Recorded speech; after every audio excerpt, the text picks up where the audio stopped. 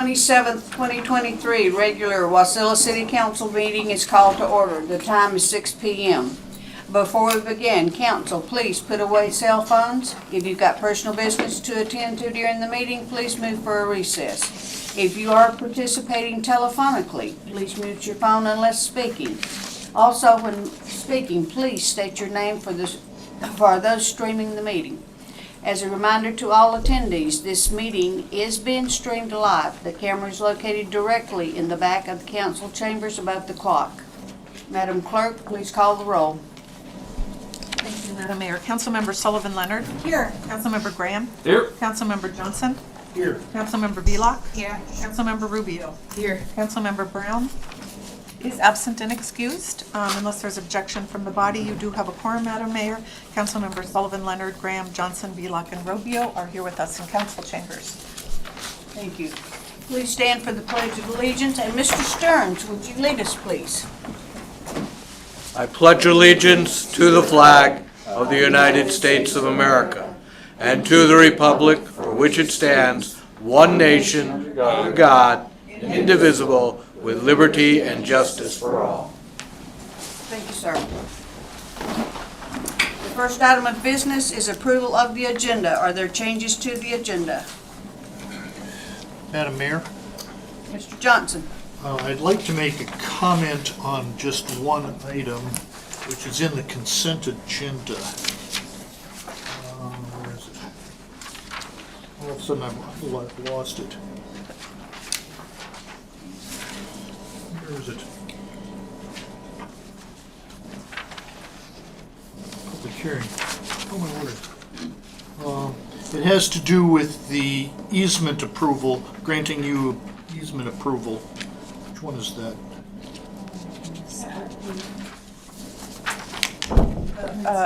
If I may, Yes? 8.2.2, Ordinance Serial Number 2309. There you go, there you go. Yeah, I just want to make a comment on that, so if we could maybe open that up for discussion.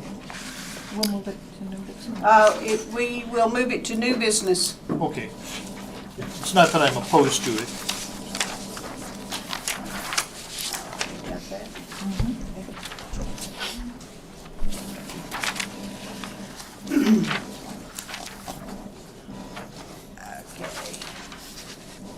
Is there objections to the agenda as amended?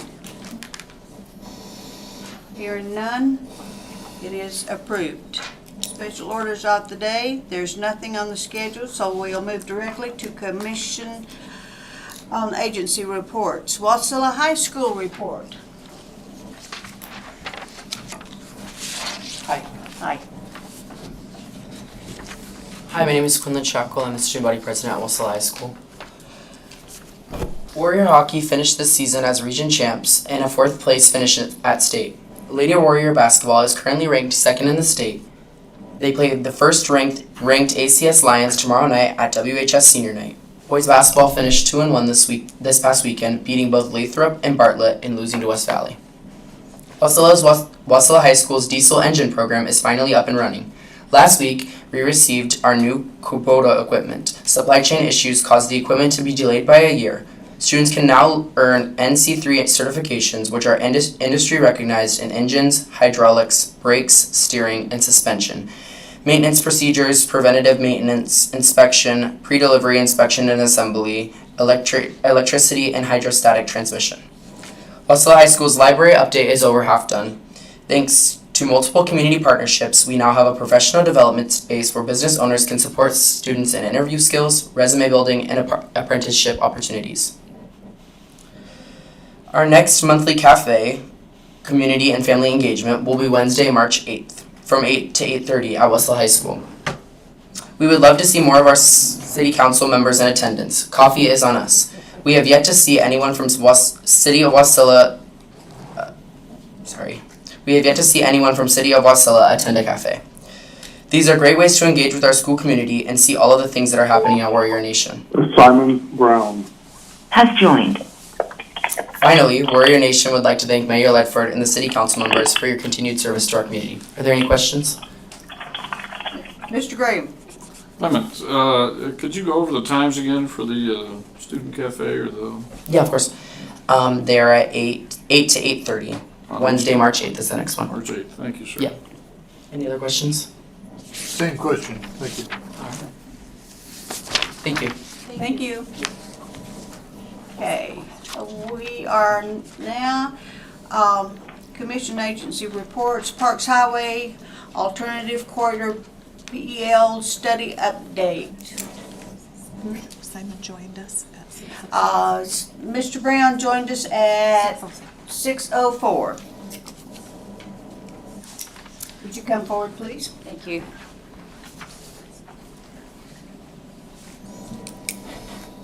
Good evening. My name is Renee Whitesell and I am with Dow. I am the Consultant Project Manager on the Parks Highway Alternative Corridor Planning and Environmental Linkages Study, or PEL study or PEL study. I'll use those terms interchangeably. Also here with the project team this evening, I've got Doug Campbell, who is the Consultant Coordinator with Alaska Department of Transportation and Public Facilities, and Adam Bradway, who is the Matsu NPO Planner, who recently joined Department of Transportation and Public Facilities. I'll just take you through a very brief update on the PEL study project. As you are all aware, we did have an open house in December of last year on the project where we shared our preliminary alternatives. And in this presentation, I've got some early feedback on comments that we heard at that open house and also through the subsequent survey. So this is the project team that's working on the PEL study. Unfortunately, Kelly Summers, who is DOT's project manager, was not able to join us this evening. You're hearing from myself. I have a public involvement team who puts together everything and makes us look fantastic. Our engineering lead is Lounsbury and Associates, and traffic analysis and forecasting is being undertaken by Kittleson and Associates. In terms of our PEL study process, I came and visited with you about a year ago, and that was at the point when we were gathering preliminary information to develop our purpose and needs statement. Since then, we've shared that purpose and needs statement with the public through an open house and also through our technical advisory committee. We've held a workshop in May of last year at the Menard Sports Centre to help develop our preliminary alternatives. We've undertaken some engineering on those preliminary alternatives, developed screening criteria, and we've shared the preliminary alternatives with the public at the Wasilla Public Library in December of last year. Since we've done that, we've heard from over 900 residents who've filled in our survey and provided their feedback and thoughts. It's been an excellent engagement process, and we've also had some direct correspondence with members of the public as well. And we are now applying what we're calling our Phase 1 screening criteria to the alternatives to narrow in and identify which ones we're moving forward for detailed alternative development. We would like to share, though, the results of that screening in spring of 2023. So that's the next upcoming public meeting. We're targeting doing that around about May of this year. And then we'll work on the detailed alternatives to identify one or potentially two routes that are recommended to move forward into a future NEPA environmental permitting process, and also for preliminary design and hopefully to construction. So our PEL study process will wrap up late in 2023. We've got one more open house planned towards the end of the year, and we are hoping to put a bow on that at the beginning of 2024. Mayor, may I please ask a question? Yes. Thank you.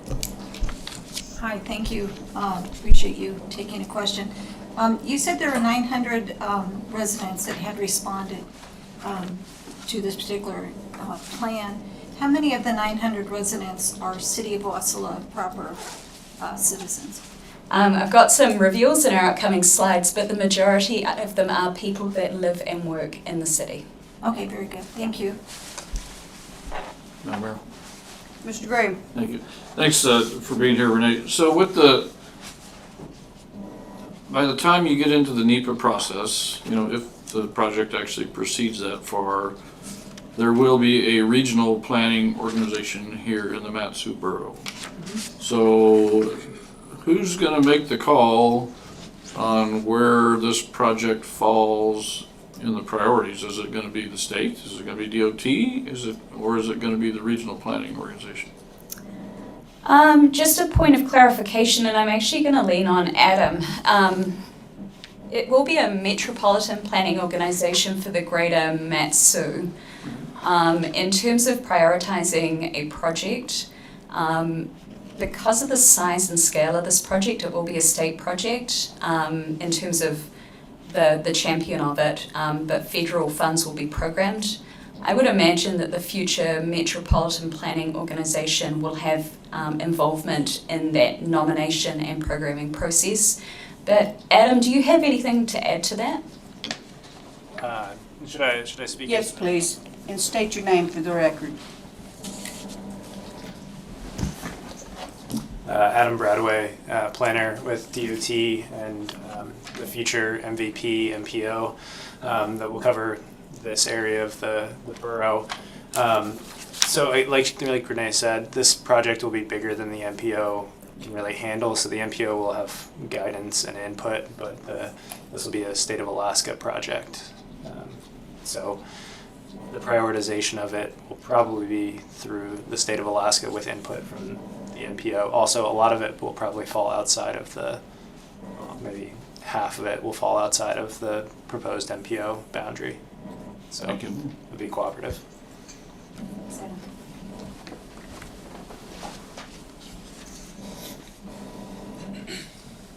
All right, I'll keep moving us through the presentation. I do appreciate the questions.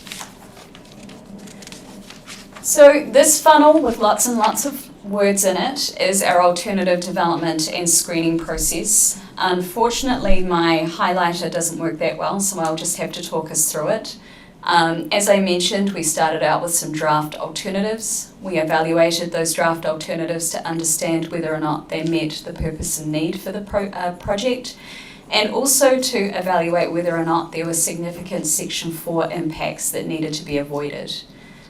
At that point, we had what we called our preliminary alternatives. That is what we shared with the public at the point where it says result, identify preliminary alternatives.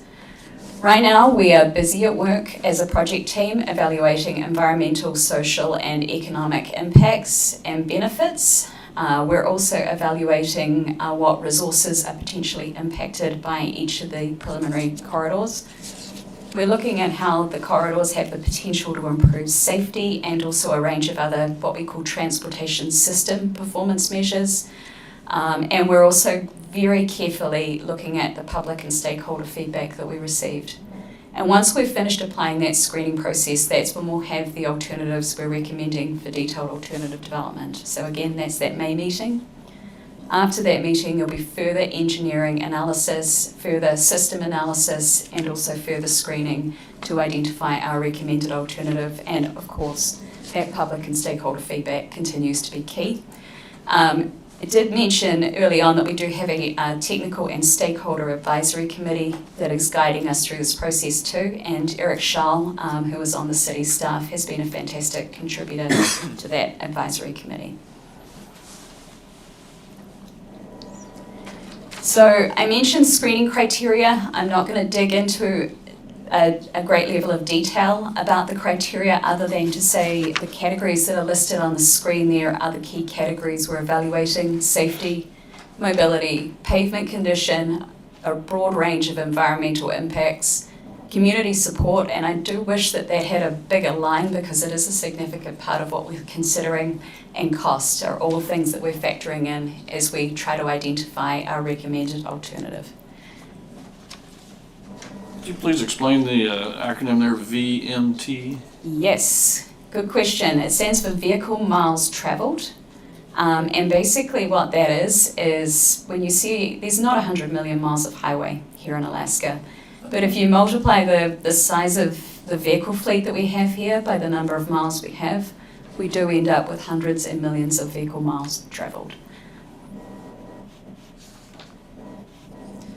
Again, here's a slide with a lot of words, but what this is our purpose and need statement. And that's really helping to guide the alternatives we've got identified and how we're evaluating them. I'm going to focus on the box in blue, which is the whole purpose of the project. We are seeking to identify an alternative corridor that will improve safety for all transportation modes, reduce existing and future congestion, and improve mobility. It is focused on the Parks Highway, particularly where we've got congestion and delay in Wasilla. But this is a statewide transportation corridor, and it is a statewide resource. So not only are we looking at impacts within Wasilla, but we're considering the role of the Parks Highway as part of our statewide transportation network. And then we come to the preliminary alternatives that we've shared with the public. And I'm sure you're looking at our big project area and saying, well, you've got 8 different routes listed right there, and they cover the majority of that area. And you would be absolutely correct. That's why we need to narrow it down to fewer alternatives to take forward to detailed development. But what I will highlight in this slide is we do have our alternatives grouped. So we have a range of alternatives. There is 4 right now that are focused on greenfield routes. So essentially those are moving through the project area, trying to minimize impacts, but not necessarily focused on existing roads. The existing infrastructure routes were developed looking at what existing roadway infrastructure there was and trying to maximize the use of that. And one of the reasons why we looked at that group of alternatives was if you use existing infrastructure, it has the potential to reduce impacts on private residences and other land uses in the area. And then we're also looking at a no-build alternative, so that is really a no change from today. And we're looking at an alternative that focuses on widening the existing Parks Highway as well. In terms of what we're likely to recommend to move forward to detailed alternative development, I don't have an answer today because I don't know, but what I do know is that whatever's recommended for detailed alternative development is likely to be a combination of these routes shown here. So we're not going to pick exclusively, say, the pink route or the blue route. It'll likely be a mixture of what is shown here.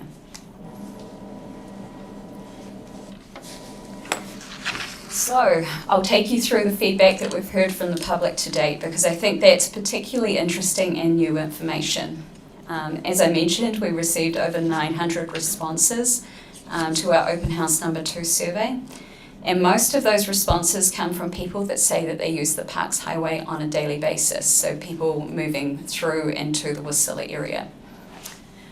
The most frequently used roads within the study area are the Parks Highway, Connectgoose Bay Road, Seward Meridian Highway, and Fairview Loop Road.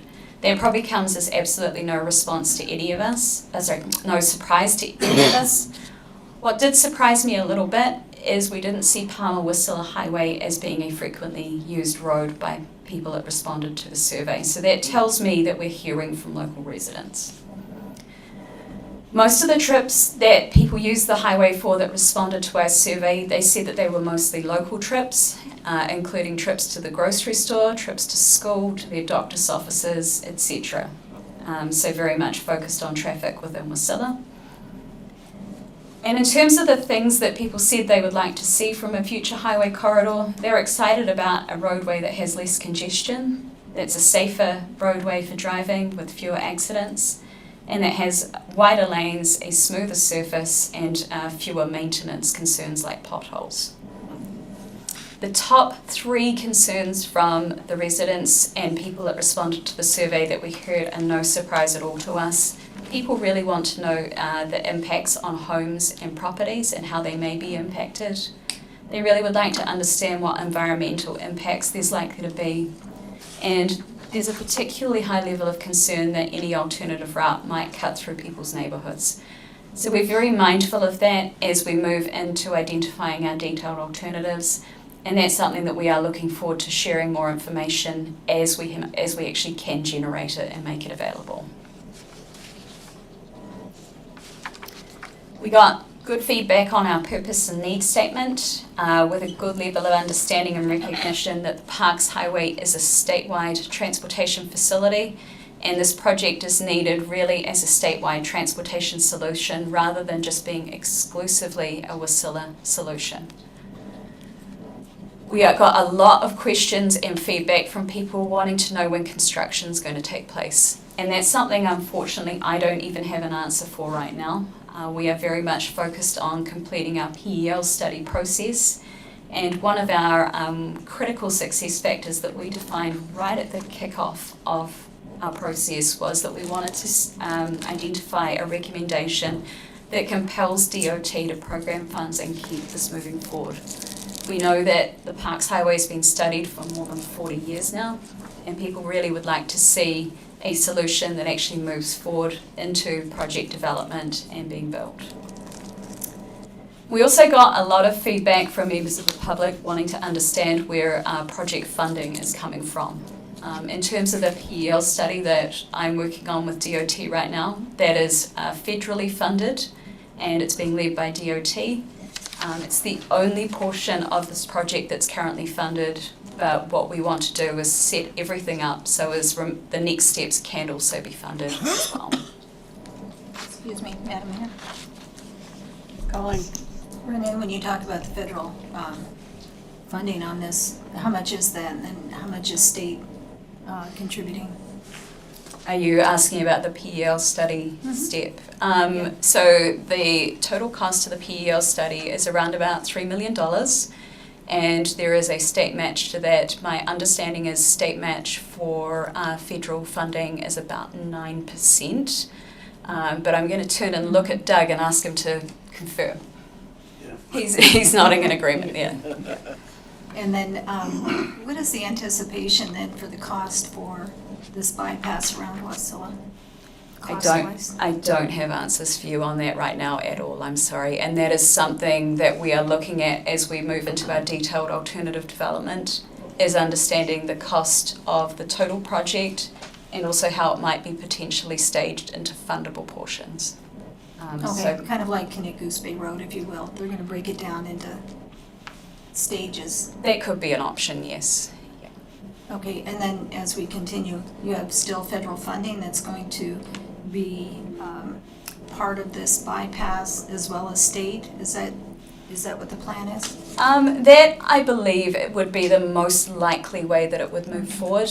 I'm sorry I'm using slightly cagey language around that. It's mostly because the only portion that's funded right now is the PEL study.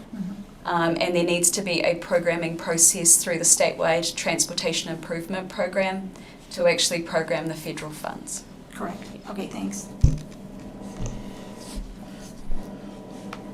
All right, I'll keep going with the comments received back from the public.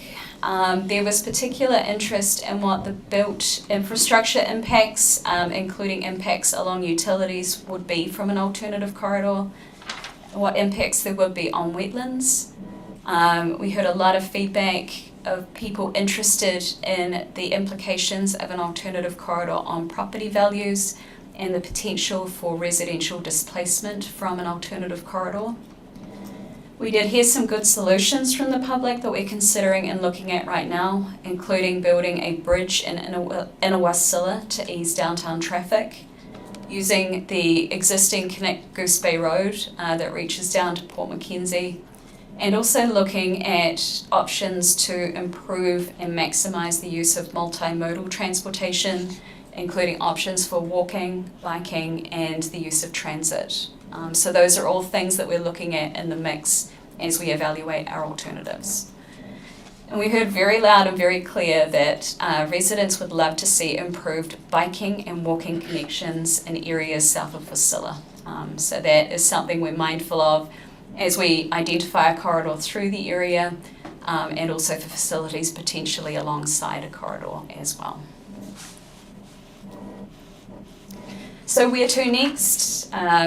I've said this a couple of times now, but we are right now moving towards our public meeting number 3, which is where we'll be sharing our preliminary screening results and which alternatives we recommend move forward to detailed alternative development. And then towards the end of 2023, we will be sharing which alternative or alternatives we recommend move forward to NEPA, which is the National Environmental Policy Act process and preliminary design, and how that alternative might potentially be divided into one or more projects for implementation. That will be wrapped up in a PEL study report, which can be used by DOT, a future MPO, and others as partners as a programming document for those future projects. So that's it for us in terms of where we're at the beginning of 2023. If you've got any further questions, please let me know. And if you'd like me to come back again, I'm very happy to. Okay, Mr. Graham. Thank you, Madam Mayor. Thank you, Renee. So, the latest traffic study that was done on traffic on the Parks Highway was when? Are you asking about an origin destination study or a counts study? More of a count, because a lot of these traffic calming projects, which is what I would consider this, are based on, 2 hours of traffic in the middle of town during rush hour. And the last study I saw was probably 8 years old or so. I mean, it's been quite a while, and I'm not in your department, so I don't see all that sort of stuff, but I'm just wondering if you have any current numbers on the number of vehicles coming through and the times of day that they come through. Yeah, we actually have a very comprehensive traffic dashboard, and when I say we, I'm talking about DOT. If you take a look on their website, it's an excellent resource that's hosted through, if you look at Alaska DOT traffic counts, it's hosted by Drakewell, and it's actually an interactive GIS that links to all of the permanent traffic recorders throughout the state and also other spot count locations. And those are updated on an annual basis. So we do have that data that's made available to us. It's, in fact, every member of the public can jump in and take a really good look around. In terms of traffic volumes on the Parks Highway, we did see a little bit of a drop around about the COVID times. But this particular highway in Wasilla has experienced sustained and increasing traffic volumes. In addition, one thing that we did here, and it was the first in Alaska, is we did a big data traffic study where we actually procured smart vehicle technology to have a look at origins and destinations. And that really helped us to understand where traffic is going to and coming from, which is helping to inform solutions in terms of where an alternative corridor should be located and also where potential interchanges should be located as well. And do you have current figures on what the delay time is? I know in the past DOT used to say if you had to wait more than 3 lights, to get through an intersection, then it was considered congested or highly congested or something. Is that? I would love to say that I do, but you've actually caught me without having read reports recently. I can get that information to you, but I don't have an answer right now. I'm sure I'll see you at one of these open houses. Yeah, I was going to say, we catch up from time to time. Thank you. Yeah. Colleen? Thanks, just one more question. I know the bypass has been worked on since 1980, maybe 1970 something. And I know that while I was on the planning commission, we had worked on the couplet for Main Street and Talkeetna Street. And part of that discussion was the thought of an overpass and not a bypass over Wasilla. Was that a discussion at all among DOT or anyone else in engineering with regard to trying to move traffic from point A to point B? Just as a point of clarification, are you talking like a elevated freeway above the existing Parks Highway? Correct, over, yep. Yeah. It is not one of our alternatives we had in the mix that we presented for preliminary alternative development. It was, however, an alternative that was suggested by several members of the public. So we are taking a look at that right now as something that we're going to evaluate further.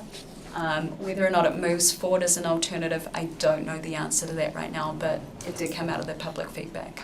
Well, and I know sorry, through the mayor, I know that in prior studies, the big pushback was, of course, the cost. Mm-hmm. The cost was triple what the bypass would be. Mm-hmm. So, okay, thank you. Have you thought about moving the railroad? That would give us enough property for 2 more lanes. build the bridge and move the railroad. That could well be part of a widened existing Parks Highway alternative.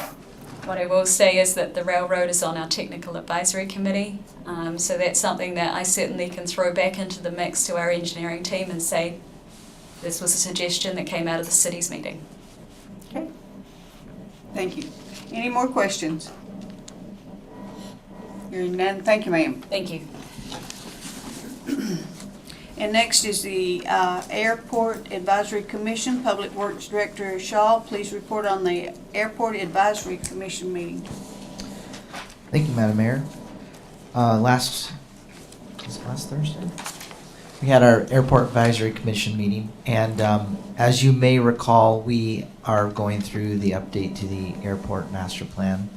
And so one of the requirements is that we put in order the projects that we think make sense and what order we want to propose them so that the FAA may partner with us.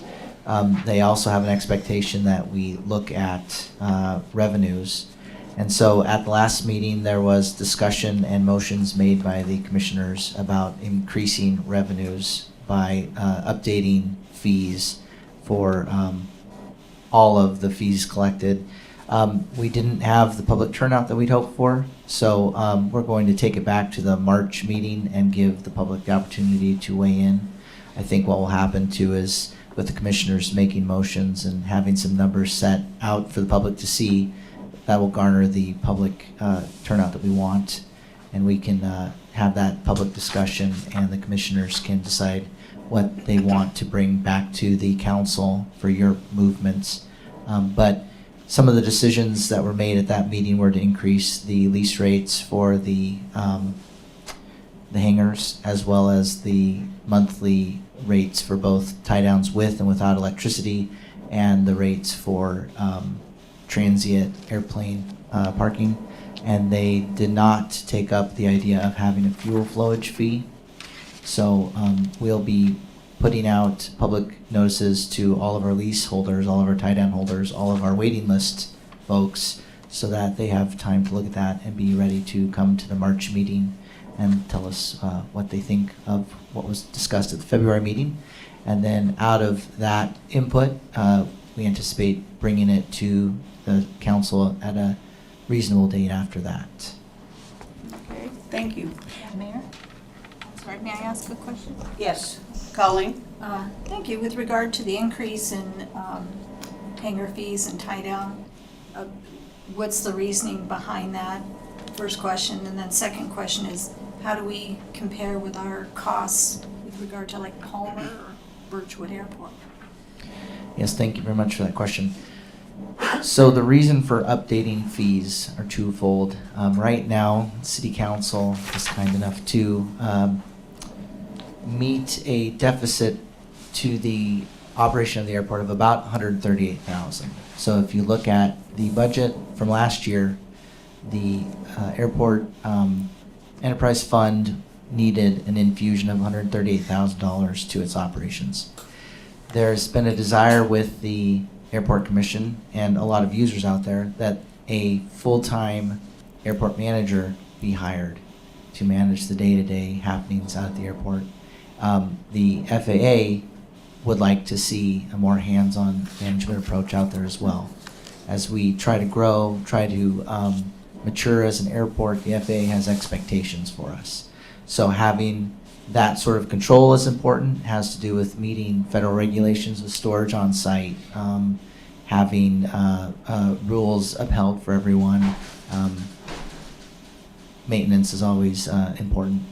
The other, I think I forgot your second question. If you wouldn't mind repeating it for me. Oh, I just wanted to see in comparison between cities, for example, Palmer and us, how do we compare? Right, thank you very much for that. Rate-wise. We've been working off of a matrix that we've been piecing together with comparisons as we can find them. Some airports are difficult to identify their rates.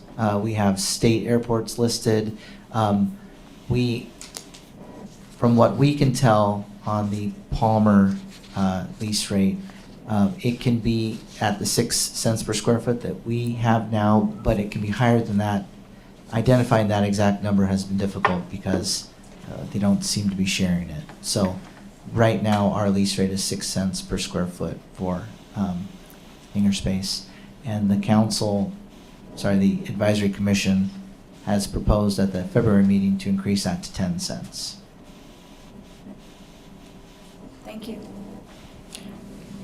Eric, how many years has it been since we've had a rate increase?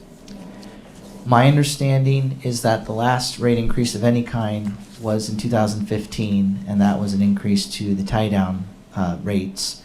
There, as far as I can tell, has never been an increase for the hangar rates. They've been at 6 cents per square foot from the beginning, although I did hear that historically they may have started at 10, and there wasn't the development in the hangar space that was anticipated, and it was reduced to 6.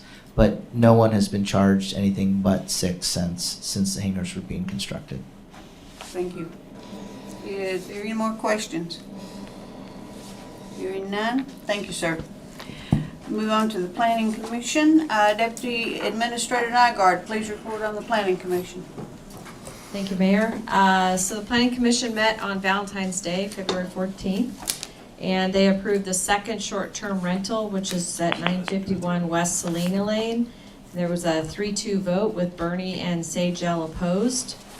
The upcoming Planning Commission meeting, which will be March 14th, at this time we don't have any applications submitted, but they are going to discuss an ordinance proposing amendments to staff review times for permit application reviews, and then a committee of the whole is going to look at the short-term rentals, because that was a piece of legislation passed in 18 that was requested by Commissioner Crafton.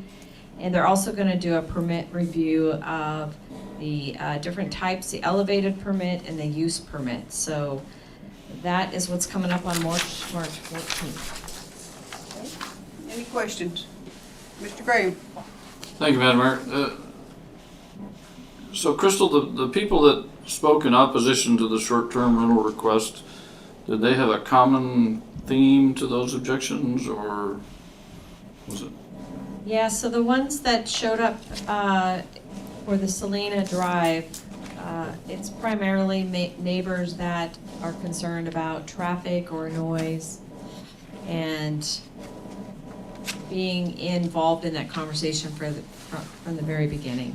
Now, planning does send out notifications to all the neighbors, and then they also have a chance to speak here, but it's primarily been the traffic and noise.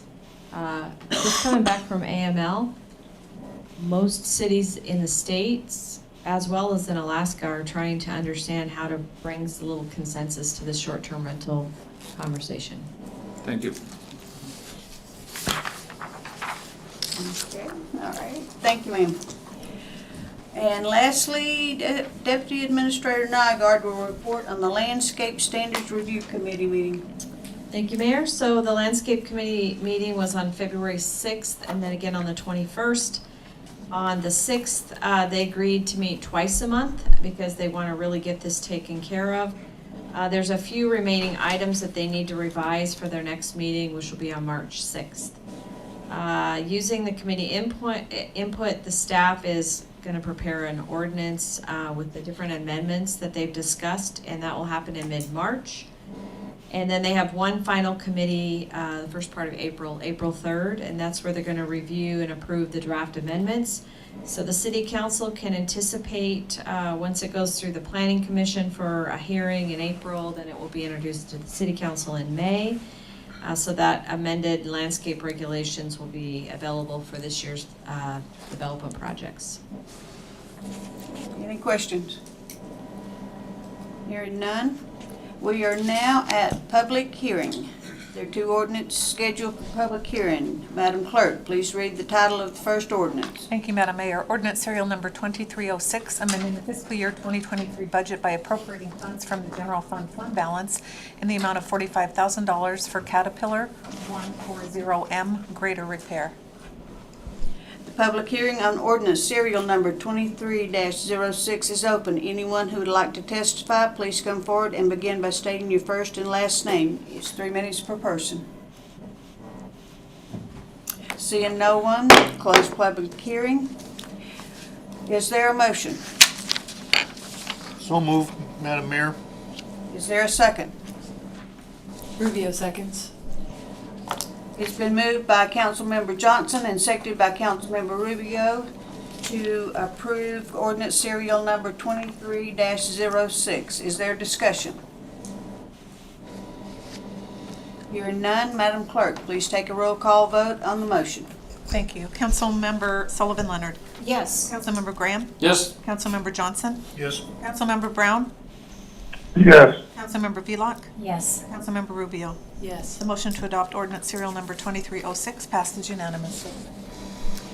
Madam Clerk, please read the title of the second and final ordinance scheduled for public hearing this evening. Thank you. That's ordinance serial number 2307, amending the fiscal year 2023 budget by appropriating funds from the general fund balance in the amount of $10,000 and authorizing the transfer of funds within an accounting fund in the amount of $10,000 for the purchase of a trailer.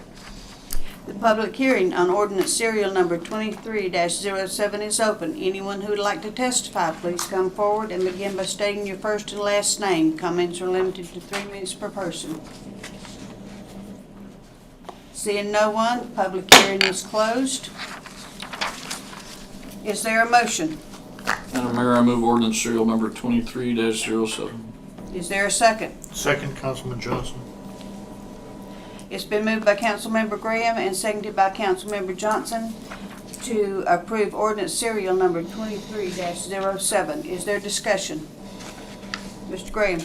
Thank you, Madam Mayor. If I could, for the Public Works Director, it says Parks and Property Maintenance needs this 20-ton trailer to safety transport some equipment.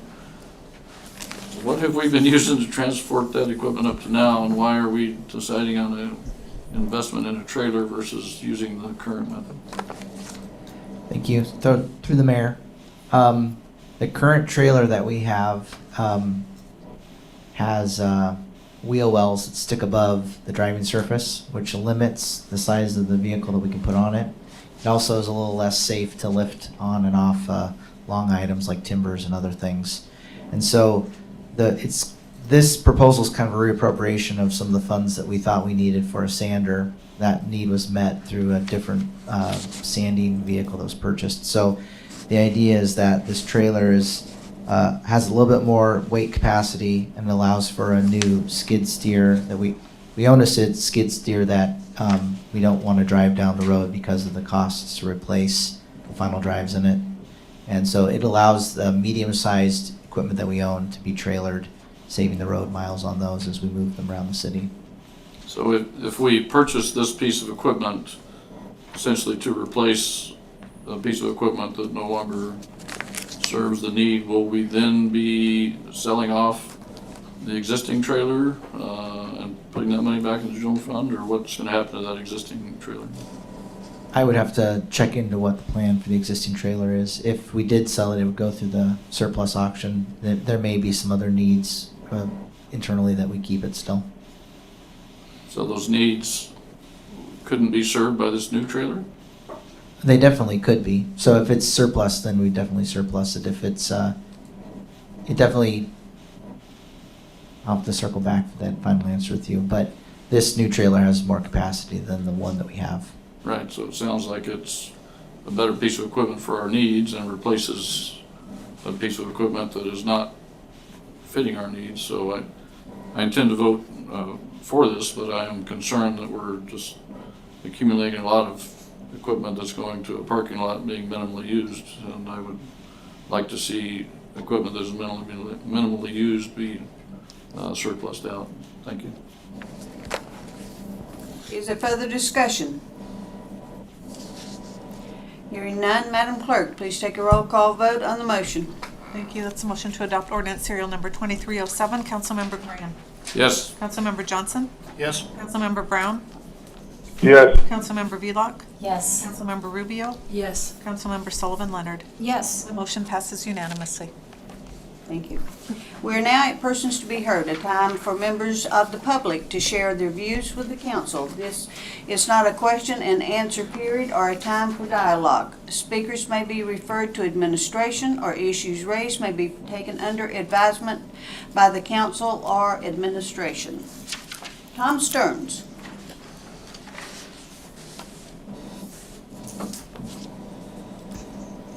Good evening. My name is Tom Stearns. I'm the Senior Ambassador for the Wasilla Area Seniors Incorporated. I have several things that we want to get to today. One is our nutrition services. Due to the rising costs of food and fuel, soups have been deleted from our menus. The grant we received does not require soup or salad. The grant pays for about 40% of the cost of our meal service. That's why we do all the fundraisers and all the things that I come by here and tell you about all year. Sponsor a lunch and help our seniors continue to have a nutritious meal each day. And then secondly, our Miles for Meals that's coming up. It's coming up on the 24th of June. Due to the construction on the KGB road, we may have a new route this year. Prepare now. And we're looking for items that we can auction and sponsorship. So if you know somebody that would like to sponsor the Meals on Wheels this year, we'd like to know that. And also anybody that has stuff that we could auction off in our auction. Third, the Knick Goose Bay Road update. We will have an update at Wassy on the 21st of March from 4 to 7. So hopefully we will find out what route we were going to be taking. Club 50, great place to prepare for the Miles for Meal event. We have a varied assortment of exercise bikes, weights, treadmills, and bikes. Come and join us for all the fun. That place is humming. That if you've ever been in our little gym area, that place is packed all the time now. I don't know what. I guess everybody wants to get fit and in shape and get ready for the Miles for Meals event. On the 25th of March, we have a health fair. So just before the Miles for Meals, you can find out if you're fit. And then the last thing is our Aspen House. Things are moving along. It very much looks like everything has been approved, and we hope to be breaking ground this summer with a completion date of August of next year, and then you know the rest. So, any questions? Yes, sir. Mr. Graham. Thank you, Madam Mayor. Mr. Stearns, with the deletion of the soup and salad portion of the meal, I know persons or the city or corporations or whomever can sponsor an entire meal for a certain price. Yes, sir. Will the board be developing an option where persons can sponsor the soup and salad for a week or something like that, where at a smaller commitment level you might be able to assist with the feeding of seniors? That has not been put on the table, no. That has not been discussed as far as I know. Okay, could you ask Marlene to perhaps have that discussion? And by the way, it's just, at this point, it's just the soups. There will be salad. Okay. Thank you, sir. Anybody else? Thank you, sir. Okay, Fred Grant. I hope I didn't butcher that. I'm sorry? Fred Grant? No, you got it. Okay. Hi. I live in the neighborhood that... Okay, please state your name for the record. Fred Grant.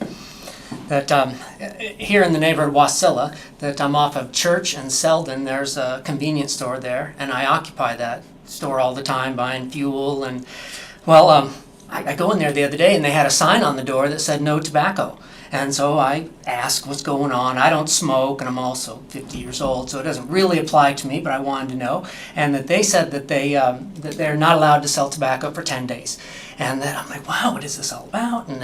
So the girl didn't really have time to tell me. So I went home and I looked into this, and it's called Tobacco 21. And this Tobacco 21, the Trump administration, they passed a bill, a $1.2 trillion bill, and that this it's supposed to curb e-cigarettes and stuff. But in this bill, they're paying states via a grant. The grant is called the SYNAR grant, S-Y-N-A-R grant.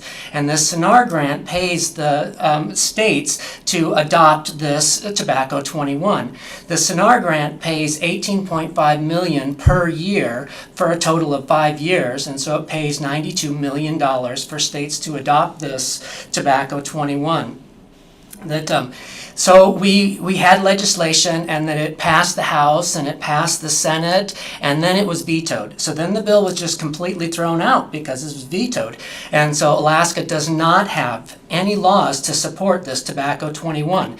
In Alaska, the age discrimination is 19. It is not 21. And so now all the stores that sell tobacco are forced to put up this sign that says Tobacco 21. It's a policy. And it's a policy that the Division of Commerce is forcing, and that if, just like your license in your pocket, you can get an endorsement to pull doubles or an endorsement to have a tanker truck. Well, these businesses have an endorsement to sell tobacco. And so to sell tobacco, they have to comply with the Division of Commerce. And the Division of Commerce says that if you sell to anybody under the age of 21, well, then you lose your privilege to, and there's fines that go along with this.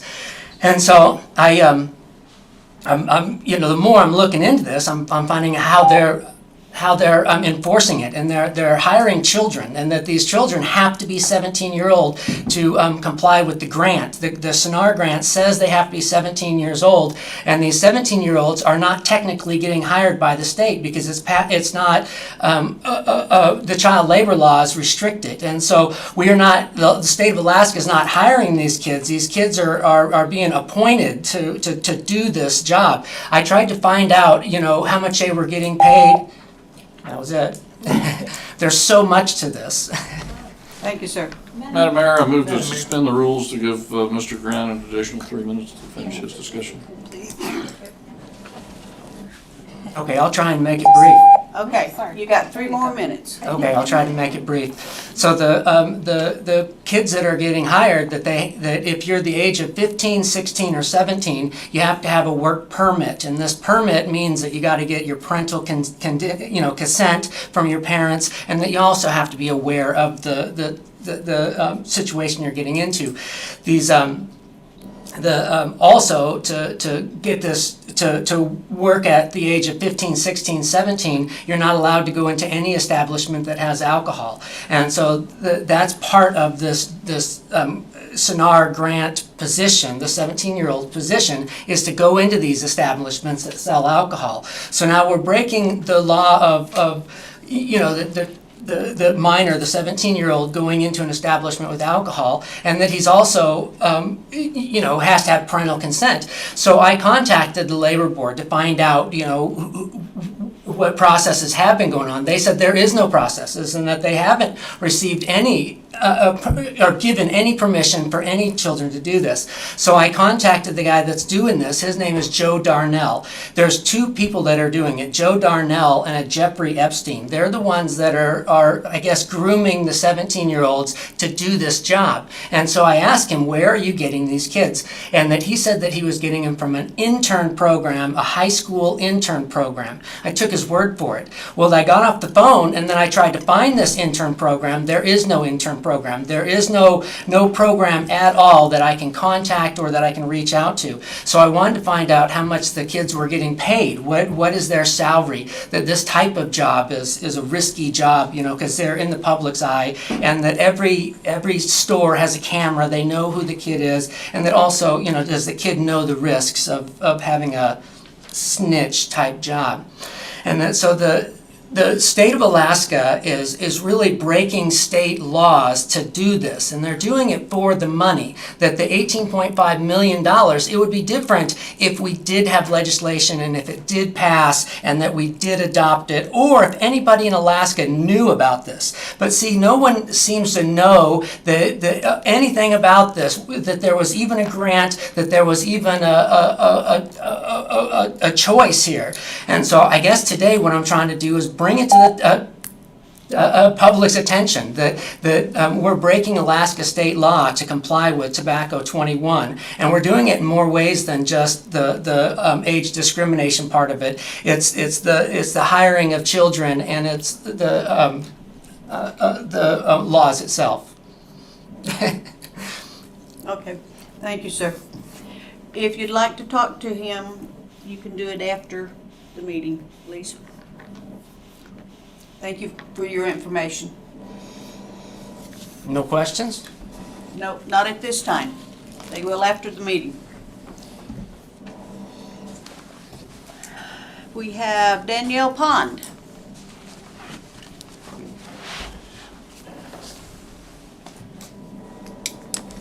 Hi, I'm Danielle Pond, Outreach Service Manager with the Wasilla Area Seniors Incorporated.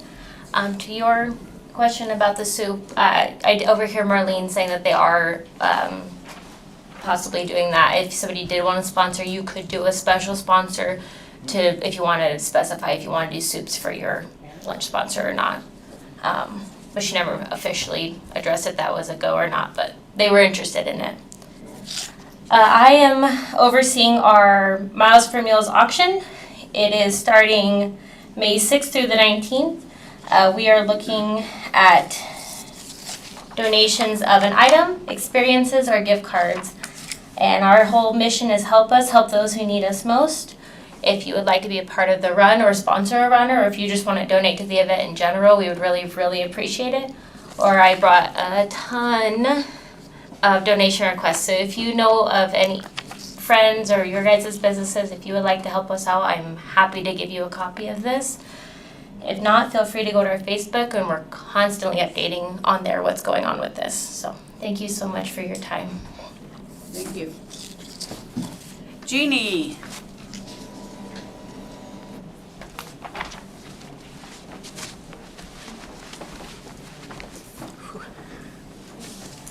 Mayor Ledford, Council, I'm Jeannie Trushinsky, President of the Friends of the Wasilla Library, and strangely tonight I'm here to talk about the Palmer Library.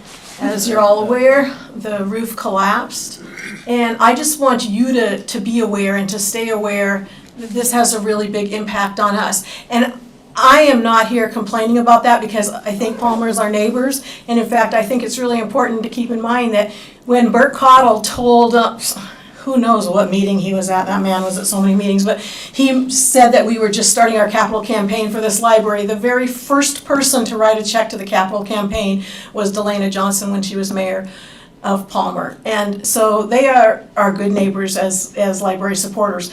But it has impacted us already. The day after the collapse, we normally have 400 to 450 people that go through on our door count.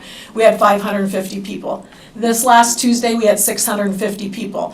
And I was there the next day, and the staff was like, Jeannie, you can't believe it. They had to end up putting 3 people on the front desk instead of the normal 2, and they said they were still just lined up. There's so many things that you probably don't even realize that the library does that happen all the time, kind of behind the scenes, but we have books put on hold all the time, and they don't get up off the shelf and walk by themselves to the front. Somebody, a librarian is in there, and that's usually in the hours that before we're open to the public. They're pulling those books off the shelves so they can be ready for people to check out. The holds have really increased now because a lot of books that we might have in our collection, Palmer would have also had. So there's so many different ways this is going to impact us. I know that our library director, Zane, and Mayor Ledford have already reached out to the city of Palmer to let them know that we are here to support them and work with them. But I think we're probably going to need some kind of either, we still want an increase to our library staffing so we can be open more hours, but I think we're going to need some more temps or something time provided over the next few months. I know that they're trying to work for some kind of a temporary solution, because even if they only fix the building, we all know that doesn't happen overnight. And if they end up having to get a whole new library, which I'm just here predicting that, over under on FanDuel.com, I'm thinking they're gonna need a new library. It's gonna take a while, so they are working on some short-term thing, but in the meantime, and probably as that happens, we're gonna be impacted. And, you know, we have a great library staff. They are so wonderful. I mean, they always just pull up their bootstraps and do the work, but we need to not torture them in the meantime. So let's keep that in mind. Our neighbors are in need of our support, and I'm sure our library will need some additional support as this endeavor goes on now. So I just want you to be aware. Thank you very much. Okay, thank you, Jean. Is there anyone else that would like to come and talk to the council at this time?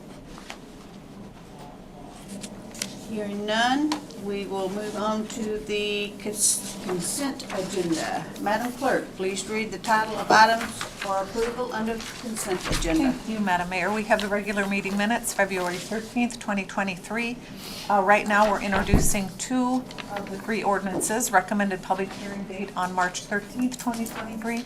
The first is Ordinance Serial Number 2308, amending the fiscal year 2023 budget by accepting and appropriating an Alaska Department of Conservation grant in the amount of $225,000 for Lake Lucille stormwater management, and Ordinance Serial Number 2310, amending the fiscal year 2023 budget by appropriating $10,000 for banking services fees with an equal offsetting increase to interest revenue. Two resolutions up for approval. Resolution Serial Number 2306, authorizing the transfer of funds within an accounting fund in the amount of $25,533 for sewer pump inventory. Resolution Serial Number 2307, supporting the opportunity to reopen examination of the Kinnick Arm Crossing project, and three AMs for approval. The first is AM number 2306, awarding a 3-year contract to Wasilla Chevron for the purchase of unleaded gasoline and the fleet fuel card services for the remainder of fiscal year 2023, and as budgeted in fiscal years 2024, 2025, and 2026.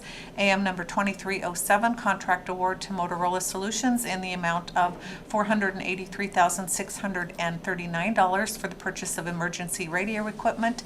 And lastly, AM number 2308, contract award to Aviat US Incorporated in the amount of $36,854 for the purchase of equipment to replace a microwave link between MATCOM and the State of Alaska Communication Systems.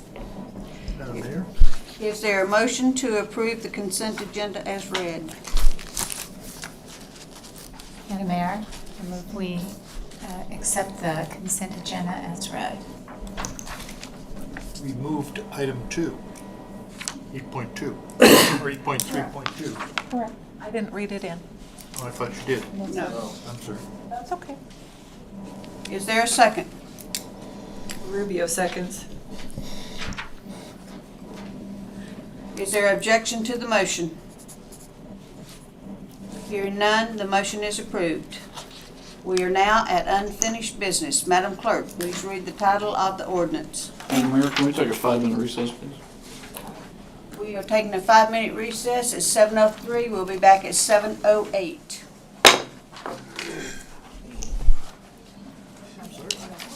I thought you. Public peace and welfare by adding Chapter 910 sex offenders to prohibit registered sex offenders from establishing permanent residency within 1,000 feet of schools, daycare facilities, and public parks after the effective date of this ordinance, and to prohibit supervised housing programs from housing sex offenders in residential zoning districts. This ordinance was postponed from the last City Council meeting, February 13th, and there is a motion on the floor to adopt. Okay, the motion to adopt the ordinance is pending. Discussion is in order.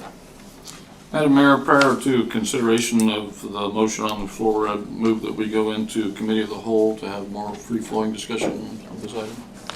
Okay, is there a second? I'll second that. The motion's been made by Councilmember Graham and seconded by Councilmember Sullivan Leonard to go into the Committee of the Whole for the purpose of discussing Ordinance Serial Number 23-05. Is there any objection? Hearing none, we are in committee of the whole. Mr. Graham? Thank you, Madam Mayor. Now, first, I'd like to hear from the attorney. We had some questions that your firm was going to research and get back to us. Could you restate those questions and perhaps provide some guidance? Yes, but one of the things I did is I did prepare a PowerPoint similar to our Code of Ethics approach, and I've embedded the questions and their answers into the PowerPoint. So Perfect. Does that work? Okay. So I will just kind of delve in whenever you guys are ready. All right. So the purpose of this PowerPoint is to just walk through what the ordinance does and also address questions that were posed by council and as well as a few that were submitted by members of the community who have been sort of actively engaged in council's discussions on this ordinance.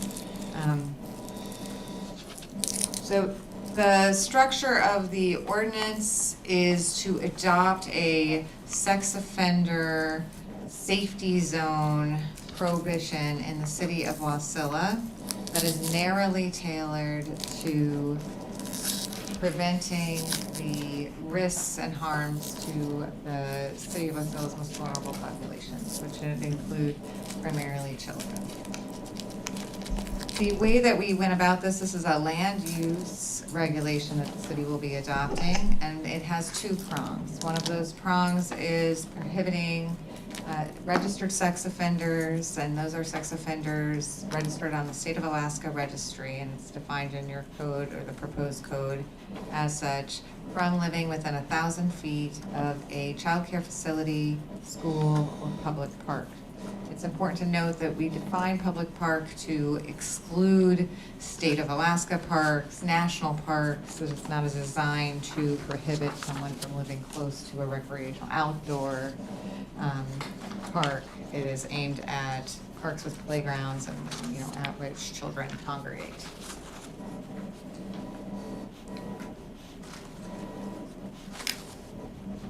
So one of the things I tried to incorporate into the ordinance presentation is a little bit more information about ASORA, which is the Alaska Sex Offender Registration Act. Understanding how that act works, because we based and framed the prohibition around that registration list, is important. Chapter 12.63 of the Alaska statutes is where you find ASORA, which requires sex offenders to register with the Department of Corrections, troopers, or the local police within 30 days before they're released from incarceration, or within 1 day following conviction if their sentence does not include jail time.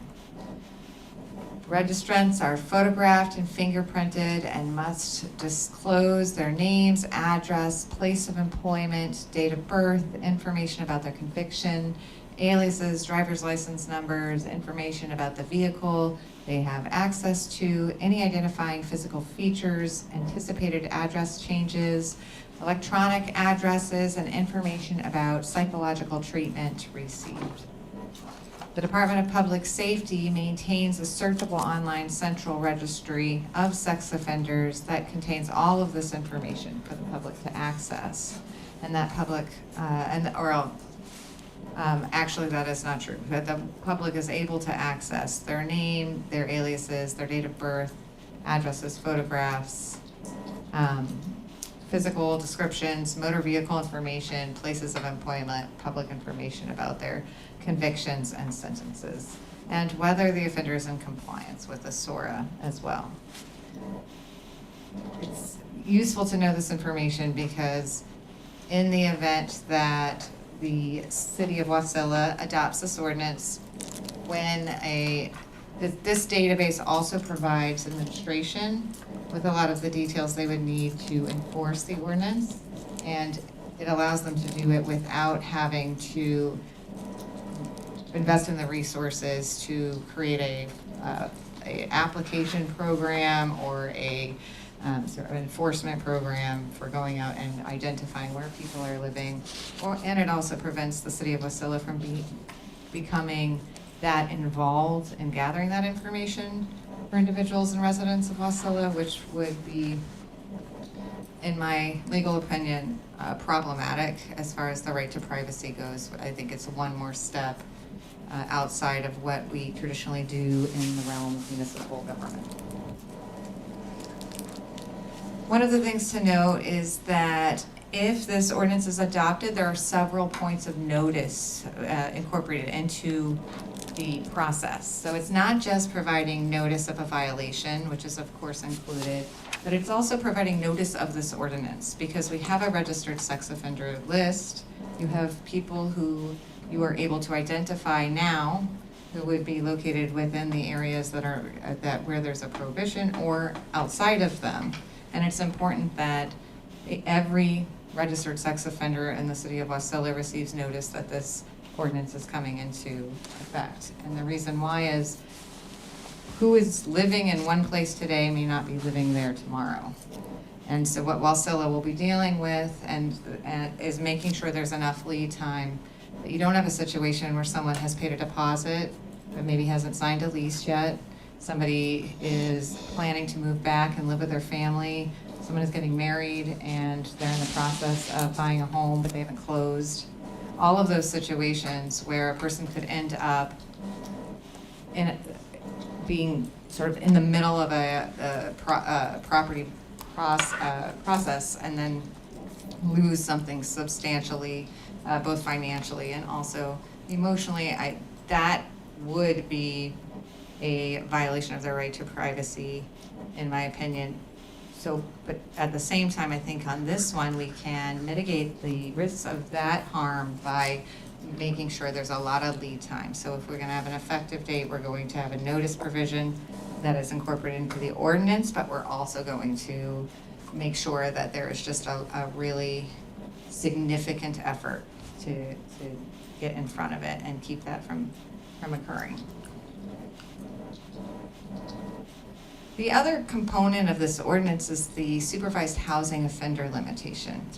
This provision prohibits supervised housing programs from housing registered sex offenders in residential districts.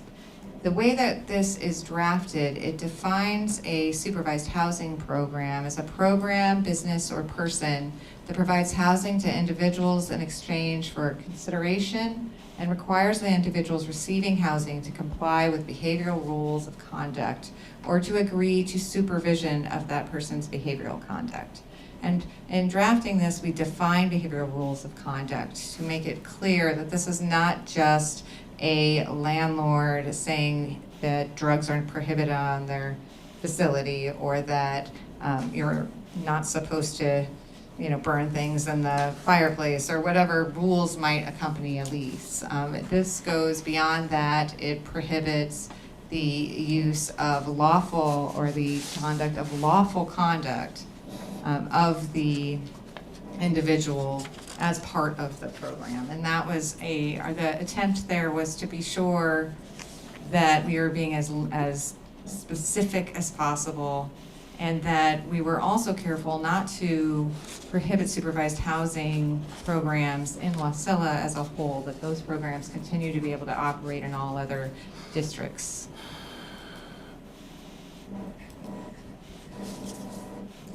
Embedded in the ordinance is several due process options and components, and that was a very difficult, sort of challenging thing for us. We had to really play with a lot of hypothetical situations to make sure we identified the types of circumstances that could arise and that we needed, and that would require a different constitutional analysis. So for example, if you have a person who is a registered sex offender, but they need to engage in medical treatment that could actually take longer than 3 months, and therefore they could fall into a temporary resident situation, or they even longer needed to move in with a family member on all of a sudden, right? And those things can happen quickly.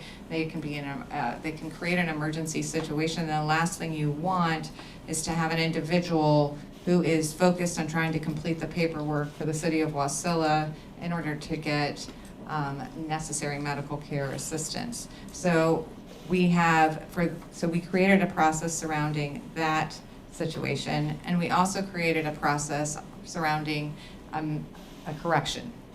it is very possible that a person is sent a notice when they actually live in an area that is not prohibited, or a person has a name that is similar, or an address that is the same, and we wanted to make sure there was a process that very quickly got those errors corrected. And so those are the procedures that we have built into the program as it exists. And so this program, or the prohibitions as it exists in this ordinance, though, anticipated that the state had the hearing to exempt individuals, where individuals who were included on the register list could be exempt from being on that list if they demonstrated that they were not a significant risk to society. So one of the things that council will need to contemplate or to think about is, if the state does not yet have that hearing procedure, is the city willing to take on and adopt and create that procedure on a local level? And I do think that I mean, I know council, I know you know my recommendations regarding the ordinance prior to the state's implementation of the hearing, but so thinking about solutions to that will become important, and we'll talk about that today. So some of the questions that I was asked over the course of our discussions is, should we add a fine for violating chapter 9.10? And I believe that especially now, especially at this stage, the adoption of a fine is premature. You want to have the due process on the other side of a violation as we move forward. It's a significant property interest when you enforce this ordinance.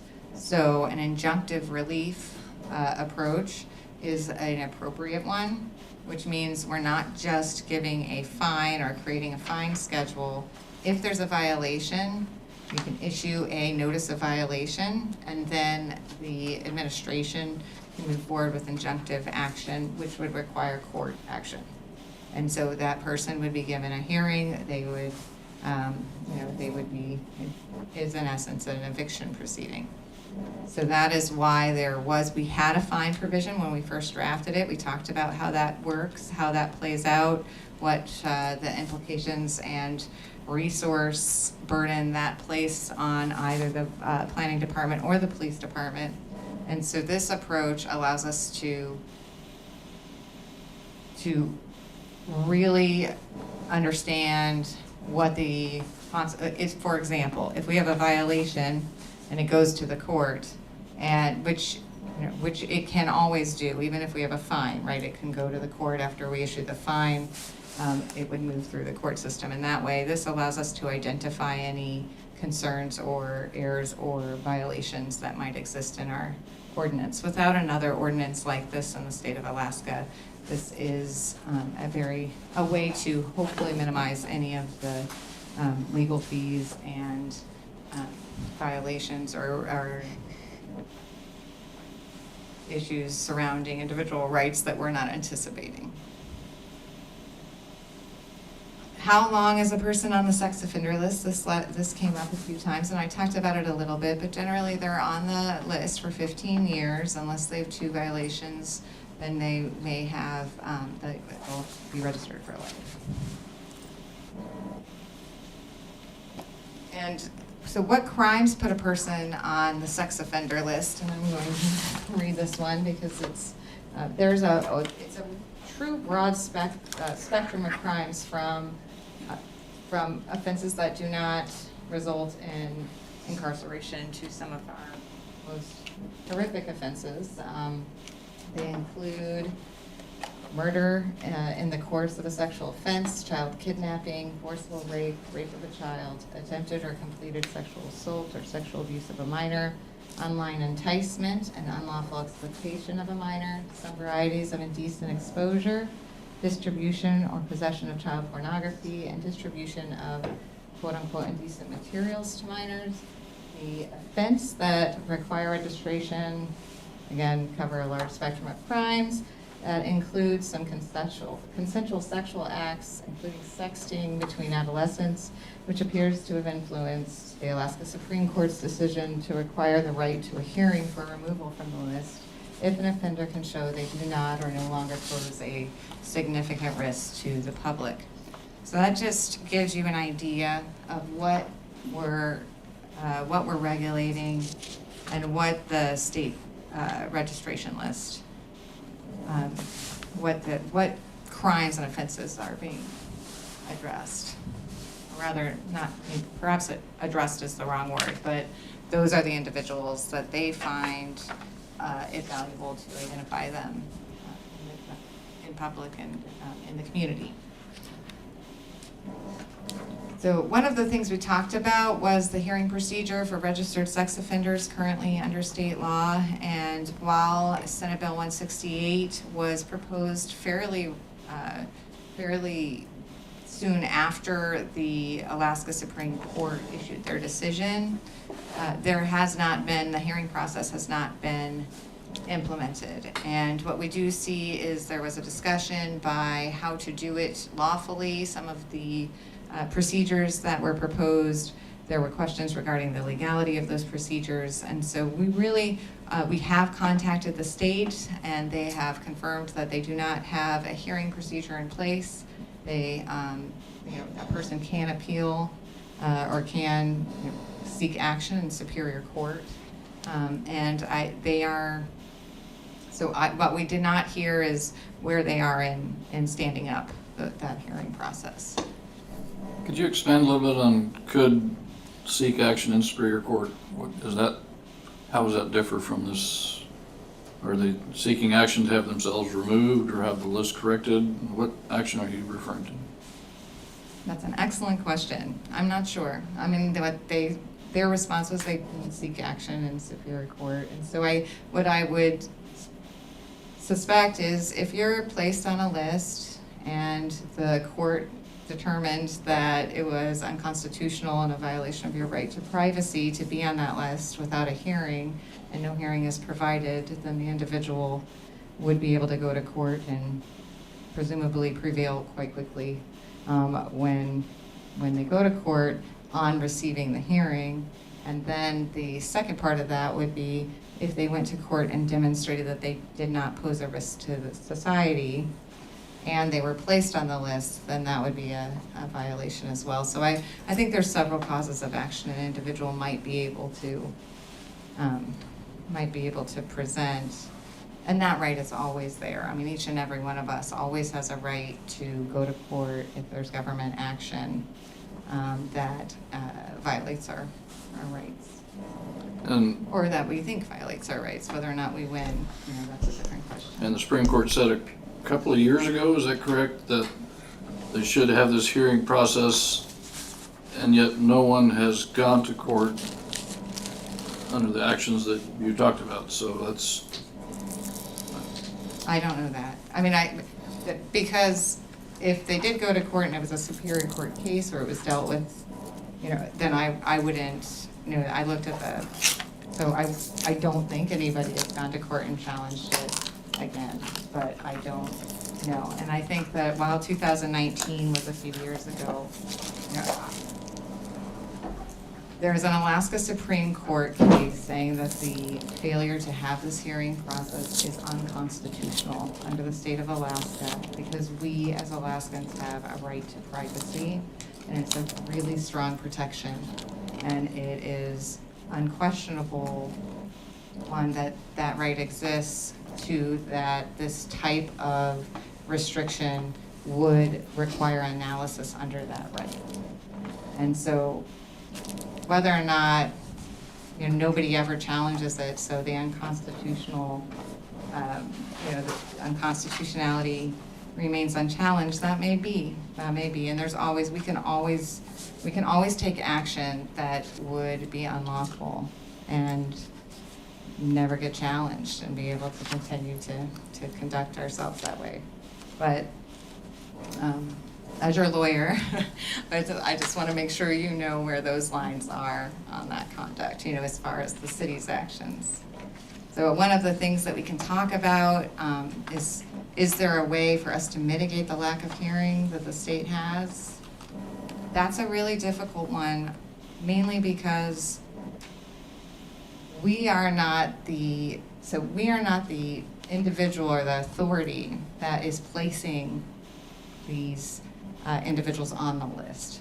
So we aren't selecting the crimes that put them on the list. We're not selecting the punishments that are associated with the list or any of those components. So it's not easy for us to come in and then make decisions regarding who is going to be labeled a sex offender to such a degree or in such a way that is going to require prohibitions and limitations on their housing, and which sex offenders, registered sex offenders, would not warrant that level of prohibition. So as far as land use regulations go, that's a very uncomfortable hearing process for us to try to navigate.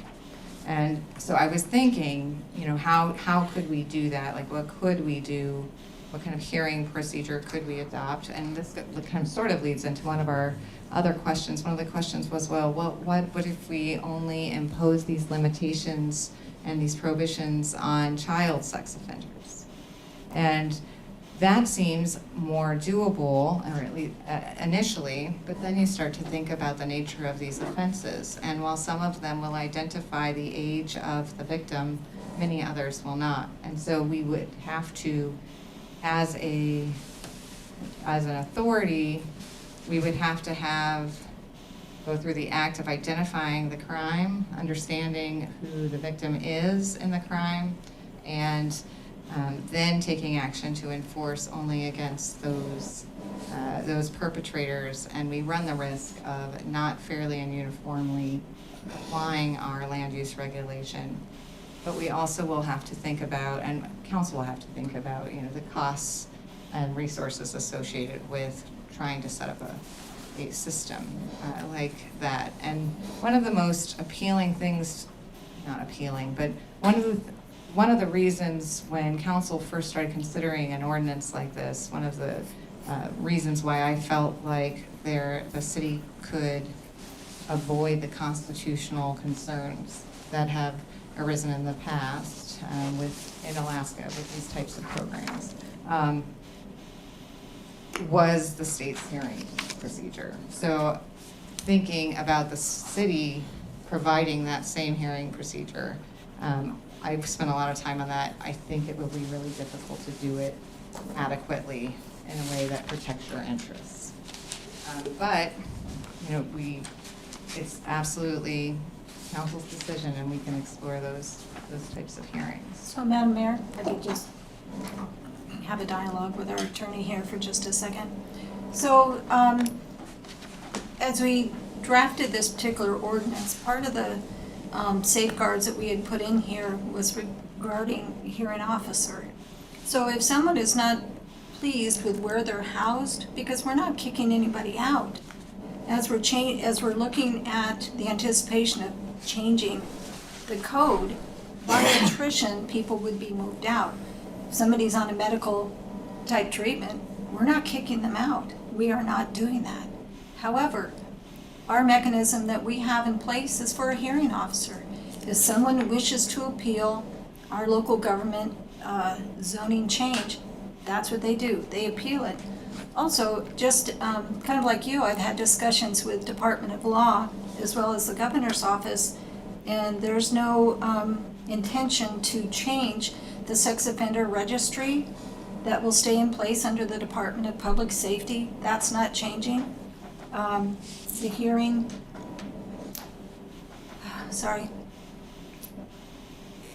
the process for hearing from individuals who feel that they have not received their due process, like you've said, they can still file an appeal in the court of law. That hasn't changed. They can still do that, but in what you've said here, no one has done that from 2019 to present. Is that what I'm hearing you say? I have no idea. I mean, I can tell you there is no published case in which an individual has challenged the program, and then and then we have a published Alaska Superior Court case or a Alaska Supreme Court case.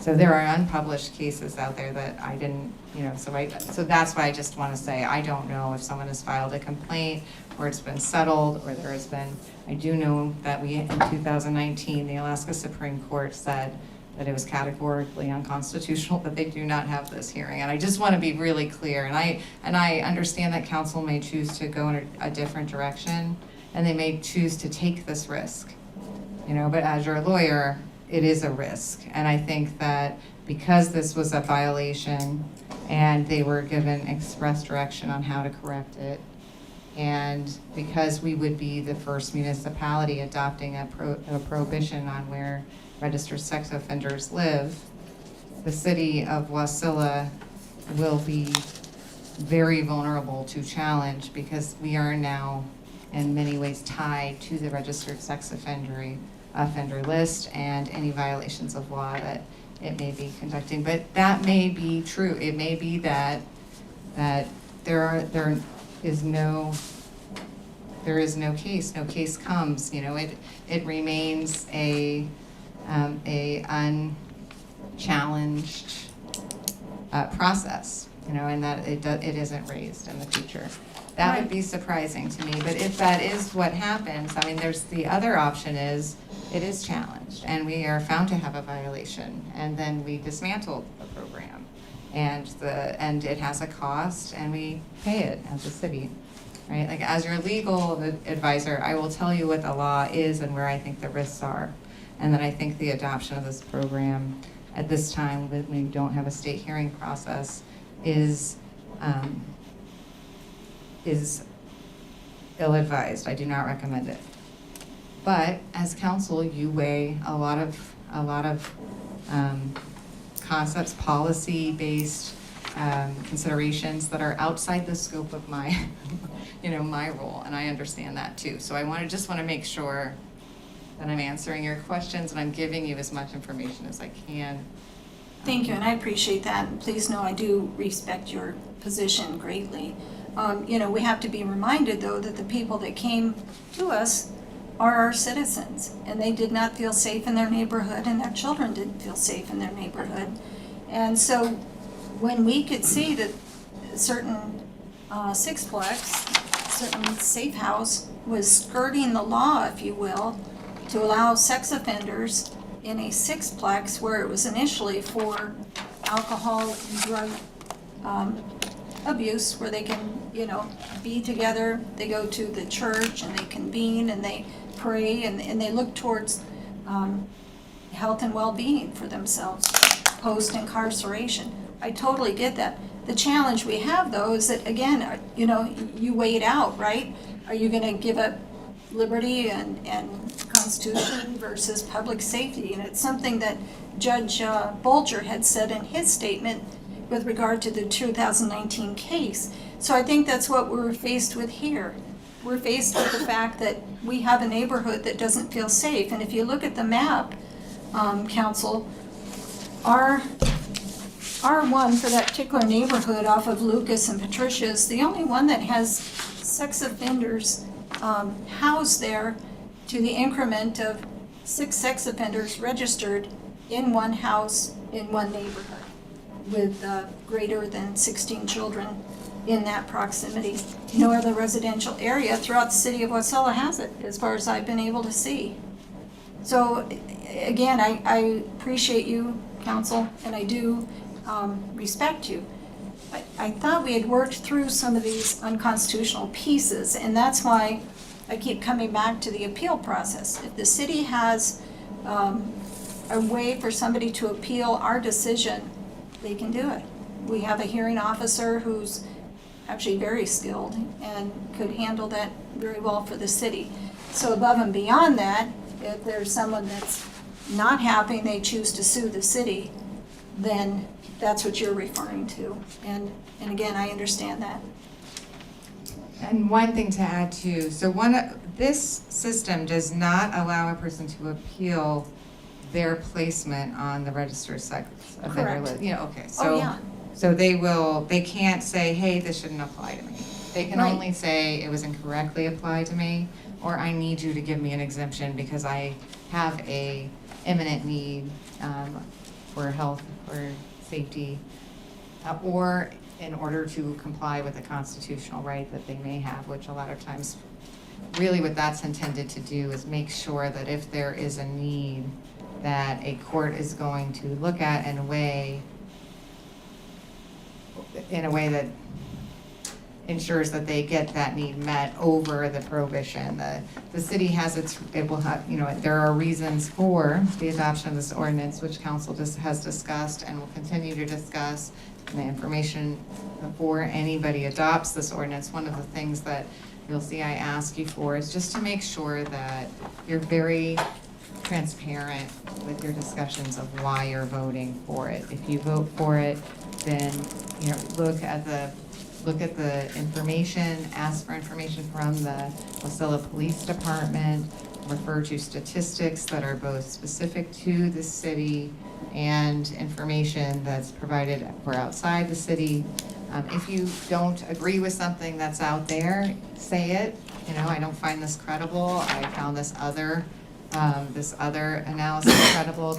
What that shows is a very thoughtful process. So when a court is looking at whether or not you chose the most narrow approach, and that you've narrowly tailored your law to the thing that you want to do, and that there's a compelling interest to do that, to adopt that law, and that you've walked through those considerations, that will help the city withstand scrutiny.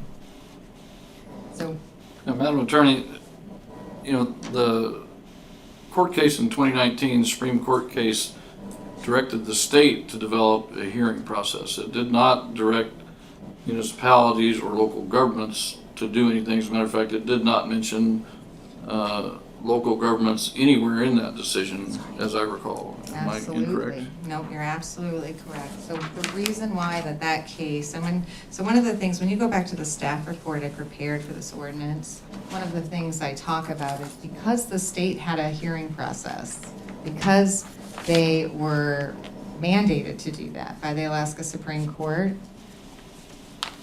anybody who is listed on the register list, if there is a hearing process, has been in essence given an opportunity to get off the list, and therefore it is reasonable for the city of Wasilla, the city council, to assume that the individuals on the registered sex offender list pose a great risk to the public in Wasilla.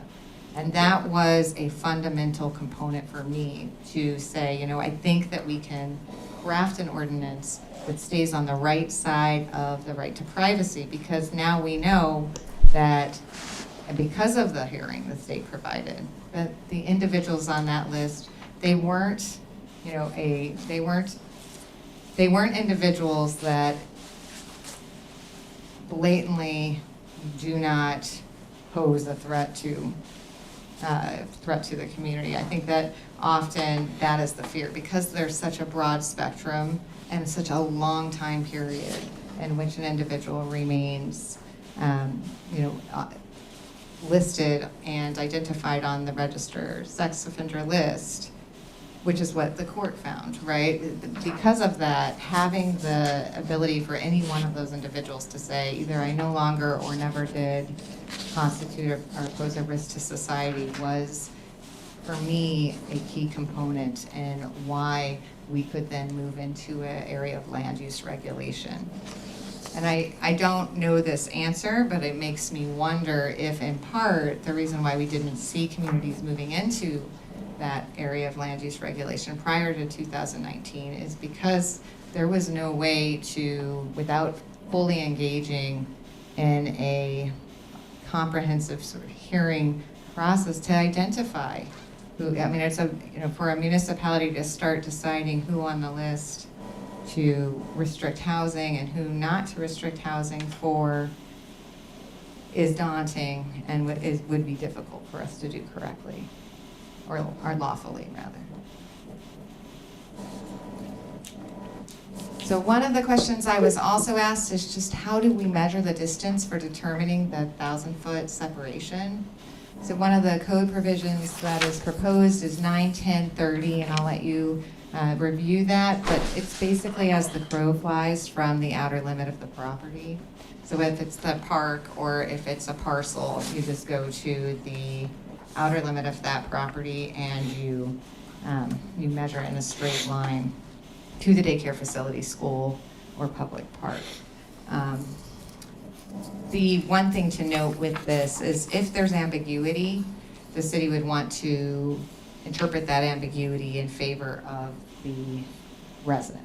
You know, so if it's, well, do we take the front of the property or the back of the property, and that's a 10-foot difference, you know, but those are regulations and procedures and directions that we can provide to the planning department,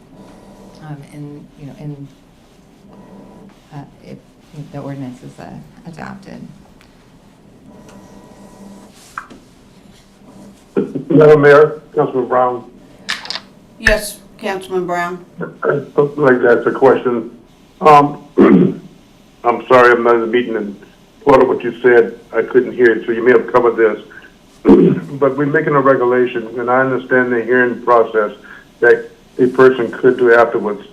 But in the meantime, have you or the chief of police considered the difficulty in enforcing this? So we have a person who moves into a neighborhood. The neighbors don't like it. It's against the ordinance if this passes. What can the police or legal do immediately? And if a person refuses to leave, what can the police do about it? Chief, do you want to take that?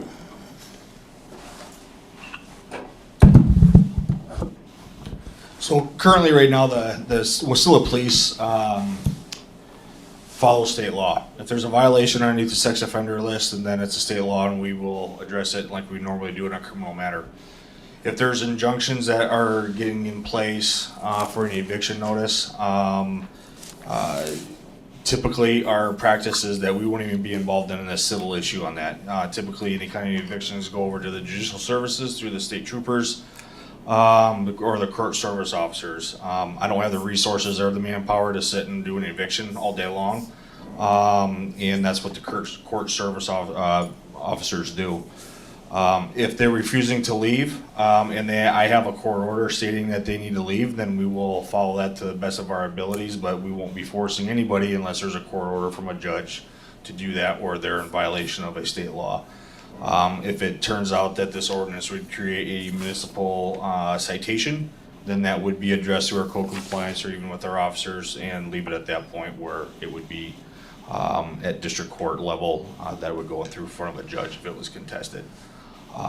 Resource-wise, it would be a tremendous strain on our police department if we were doing evictions. I simply just don't have the personnel to do that. And I know that the state troopers, JS Department of Judicial Services, I don't know how long they're backed up, but even then, I can promise you that they're backed up considerably doing civil eviction on residences, which they do partake in the city limits.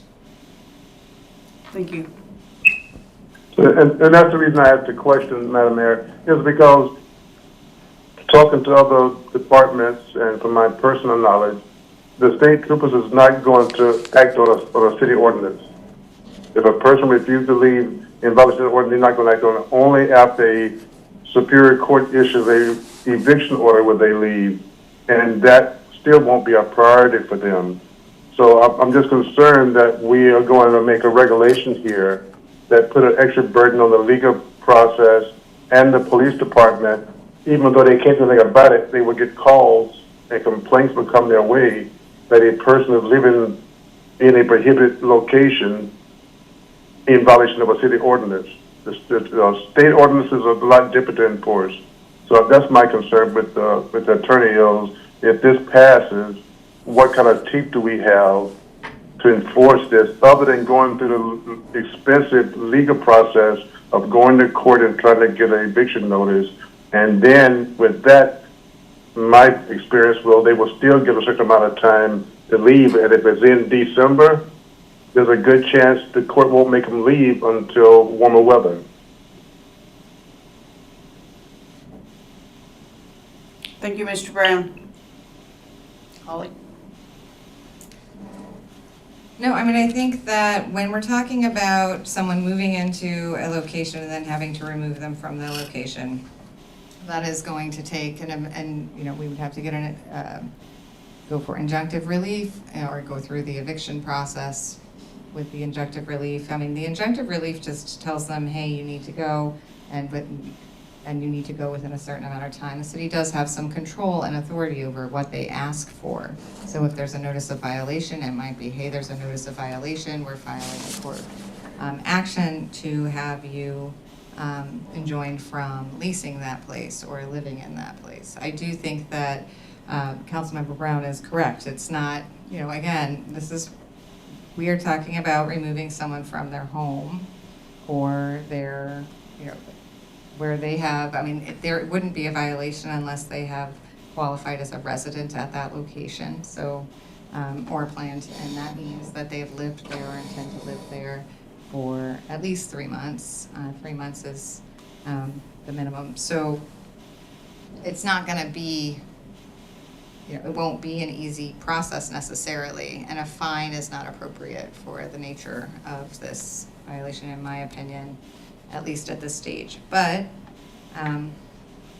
Would a fine be unconstitutional? Or is that just your opinion that we shouldn't fine?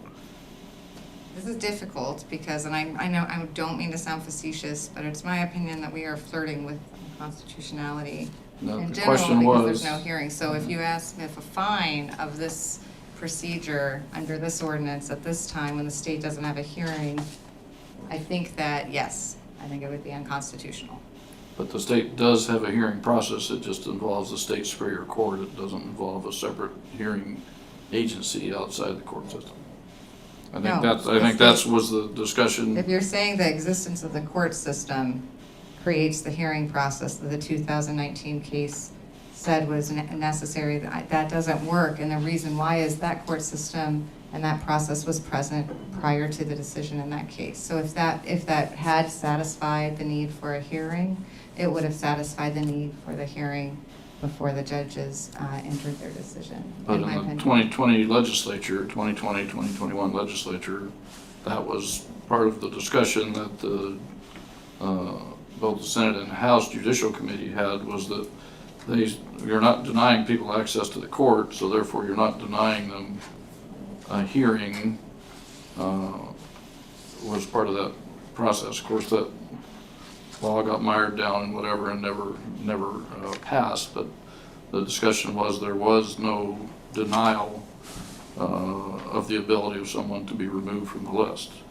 There just wasn't any fast lane to do that, so to speak. With all due respect to the legislatures, they do not have authority to make the law, set the law, or enforce it. So while I very much, at that level, at the court level, if it's unconstitutional, it's the legislature's authority, which is a very, very important authority, to draft new laws that then the courts, the courts oversee and make decisions regarding the constitutionality of the laws, right? So while the legislature may have found that when they had the discussion, I don't know that it has any implications for the constitutionality of the act, right? Because they had discussions about, I'm trying to, so the legislature can talk, if they had changed the act and had those discussions surrounding the constitutionality of the changes, I do think that's very relevant. But because we wouldn't have a court decision yet, so we would see them responding to that court decision, and then I think we would give absolute deference to the legality of what they did until it's challenged. And this is a difficult, I can argue with you about the case, I can do that, but I don't know that I think we're ultimately at a place where the state is hopefully working on a hearing process. Hopefully they will adopt that hearing process and come into compliance with the Alaska Supreme Court's decision. But council has to make a decision if they want to go forward with the ordinance without that in place. I don't think it's a question whether or not it's legal or not. in my opinion. This one's a real clean one, and there's very few that we get that are, unfortunately. Right? Most of the time, we're trying to peel back layers and lace together court case precedent and figure out what the risks are to the city. They're really clear here. And I think if I'm just very honest, if the city, so if somebody challenged the state of Alaska right now and not having a hearing, and the city of Wasilla for adopting a ordinance based on the registered sex offender list that is now currently, at least arguably, unconstitutional, I just want to make sure, so what, in my opinion, what would happen is the city would lose. And what would then happen is the individual would be a constitutional litigant, and that means that the city would, they would receive full attorney's fees, and the city would lose attorney's fees. And if the city won, and this is the most important thing. And yet you're basing this on no court decisions, no Right, case so- law, so this is barely your I opinion. am basing this on the 2019 Alaska Supreme Court case decision in which the state was found to Which has never been unconstitutional. tested. I don't, no, it wasn't tested before, then it got tested and it failed. The test has happened and it failed. But the No 29 change in set facts or circumstances has happened since it failed. So that's, I mean, I just want to be clear. So And- if and we there want to has been argue the no- legality of that case, I don't know what to do. It's such a clear case. So I just, I don't have the luxury of misleading the council or your community by saying that it is less than it is. But I do understand, what I can say is this ordinance hasn't been tried and it hasn't failed. So there is room here for this to be a successful ordinance despite the state's response or lack of response to that case. So that, I think that is probably more in tune with where you're trying to go, Councilmember Graham. If this ordinance is adopted, it may be constitutional, right? It may not be. It may be found not to be based on the unconstitutional aspects of the registered sex offender list or its failure to have a hearing. But it may be constitutional. And I think that. And much like the 2019 Supreme Court case, it may never be challenged. Yes, it could never be challenged. And actually, I mean, I think that there are so many laws that aren't challenged that I don't think that that's unheard of. So I understand, so when we look at that it may never be challenged and that it is a different law, we're not talking about creating a mirrored registered sex offender list and not providing a hearing, right? This is its own unique law. And so if it is, so it may never be challenged. It may be constitutional. The procedures we put in place under the provisions of this ordinance may protect it and may be sufficient. All of those things are true. I believe it's very vulnerable, but one of the things that is, that we consider and just the council needs to be aware of is if it is challenged and we win, we will not get our legal fees back. So if a constitutional challenge is brought under a But right to that's a privacy- council decision regarding funding. That's not a decision that the attorney should be involved in, I don't think. Absolutely, but it is the attorney's job, in my opinion, to give you that information. So you have the information you need to make that decision. So that is why I tell you that, because unlike a lot of the cases we have, the decision, it's based on prevailing party. And then you get a percentage of your attorney's fees based on whether or not you prevail, and the government gets to prevail, right? Like but in constitutional claims, the people are protected from us as the government. And so even when we're successful, they get protections regarding fees to encourage the public to engage in those cases. So that's one of the considerations. But I think that, again, this ordinance does have several due process procedures, and it has a corrections and an exemption procedure, and those do engage a hearing officer.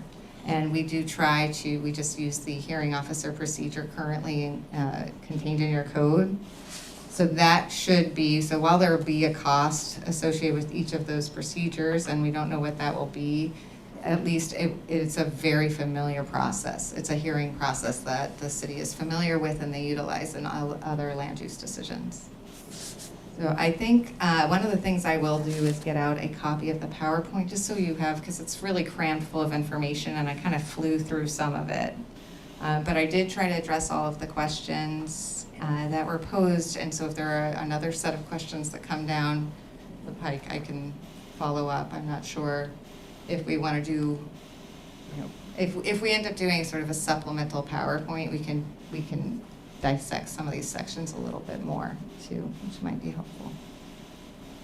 Does anybody have any questions from council?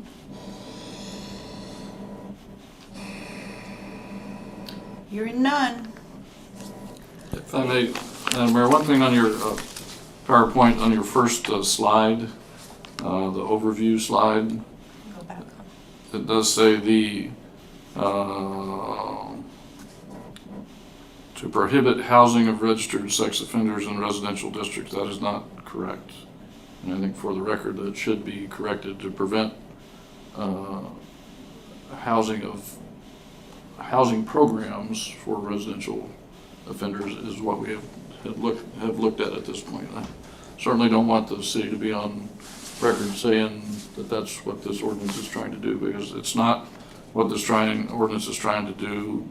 It talks about to prohibit supervised housing programs from housing sex offenders in residential zoning districts is exactly what the title of this ordinance says. So when you do make that copy, if you could make that Scribner's correction there, that would be handy. Mr. Graham, I'm sorry to interrupt. Are you saying the title on the overview doesn't match the ordinance title? Yes, ma'am. Okay, thank you. Got it. Well, and it's not that it doesn't match, it's misleading. That one phrase is misleading. Thank you, Councilmember Graham. I think that I failed to put the word program under housing, and it's completely on the overview. So absolutely, we'll make sure we get that corrected. Thank you. Is there further discussion? Madam Mayor, I would ask if the council would like to have further discussion tonight, or if we want to postpone this until the next council meeting to continue the discussion. I don't know what the temperature of the council is on that. Well, we're in the committee of the whole, so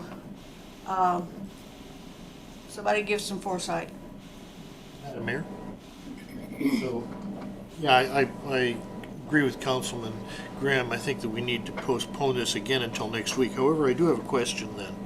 So I'm a little bit confused then once you went into the title.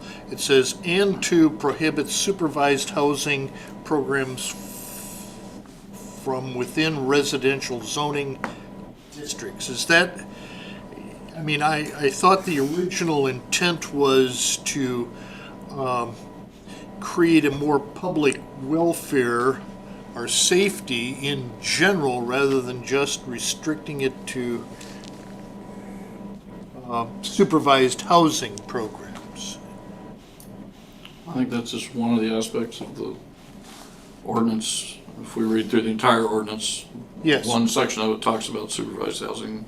Others just talk about Just regular residency restrictions in general. So I think it in my mind, it was quite clear with the supervised housing program. That, I got that down. I think, though, when you start to get into the unsupervised permanent residence, that's where I start to see some grayer issues than what I see just addressed in some of the ordinance that I see now. For instance, let me just give a personal example. I have a very good friend at our church. Him and his wife, unfortunately, have a sex offender currently incarcerated. When he gets out, he will most likely have no other options but to move back home with mom and dad. Mom and dad live within probably 500 feet from a park, okay, very, very close to a school. So is what this would then intend to do is to impinge on their rights to have their son move back into a stable environment where he could possibly re-enter society. And then I'm really uncomfortable with that kind of a restriction. Does that make sense? Are you asking the attorney for some, I'm just Suggest- throwing out where my suggested wording comfort that- zone is, and I'm not sure that I'm comfortable with making it so restrictive to, if it was to say that the person could not come in and lease their own property, that's on, or they couldn't come in and buy a property, okay, that's new, but when you would have a situation where a convicted person would be trying to re-enter society and come back and live with mom and dad who can try and support him, and you're trying to restrict that just because he's moving back into the community. I think that's a different situation than if he's coming back into the situation and creating his own lease or buying his own property. I think those are two different kind of scenarios, and I'm not comfortable with excluding the first rather than just the last. And Mayor, one of the things just to note is that there are two prohibitions in this ordinance. So council may choose to, I know these conversations, these committees of the whole generally take us some time to get through each of the provisions. Council can consider the housing program, supervised housing program provision separate and distinct from, which I think is what Councilmember Johnson is in Right. a way suggesting, from the safety zone restriction or creation. And I just want you to know we can create that, or we can divide we can just divide our conversations along those lines, and then council can ultimately provide direction. But but other than that, Councilmember Johnson, these are the difficult questions that council members will have to ask themselves. Those are not, there's a legal analysis that council's doing as you decide and you weigh information you have, but my interest is that you. Oh, I'm sorry, right, 1,000 feet from, daycare or school. But he's saying they're 500 feet away, not 1,000. Or closer. So they would be within so this will be the first time that they'll be within that 1,000-foot prohibition that we create. But I think that one of the things to note is, as far as prohibitions against a supervised housing program, Anchorage does have a provision that does prevent or prohibit programs from housing registered sex offenders in certain districts. So that won't be, so there is a different analysis there, and that is a more narrow question. Because I think Councilmember Johnson was drawing the difference between the individuals, the difference between land use regulations aimed at an individual versus aimed at a entity that is operating a program. Is that correct? I just want to make sure okay. Right, but if you are a registered sex offender, you're not to reside within a certain perimeter around schools, daycares. That is a misnomer. That is a misnomer that we have that provision on a state level. What we have is, we have parole officer or parole conditions that may be different depending upon, but we didn't have, there is no, because if we had that, then we wouldn't, that would bring, and we would certainly know that we were, we know that we should have a lot more comfort in our constitutional conduct. Okay, Can I just add one more thing? I would also approve us talking about this at the next meeting. And I'd also like to go more into the enforcement, because, the eviction process is very involved. I'm a landlord and I know that. And would we be able to get a judge to, write that off for us to evict a person without the hearing process? That's what I would wonder, if we'd go through that whole process and, hey, is that where it would end? Would we go all that way? So I just want us to maybe really clarify the enforcement part too when we discuss this again. Madam Mayor, before we dismiss the attorney, there are 3 things that I'd like you to do some research on prior to the next meeting. Number 1 is, could the ordinance require lease or rental contracts within the city to contain a clause saying that sexual offenders are not allowed within whatever distance of the facilities chosen? So is that an option? Number 2 is it talks about daycare facilities. There are adult daycare facilities, so are we looking at only child daycare facilities? Is that something we should be considering? And the third thing I'd like to learn a little bit more about is the definition of trespass. So if a person is violating the city ordinance, can they be trespassed for violating that ordinance even though they're not on city land? So if you could maybe bring a little bit of discussion back to the next meeting on that. Thank you.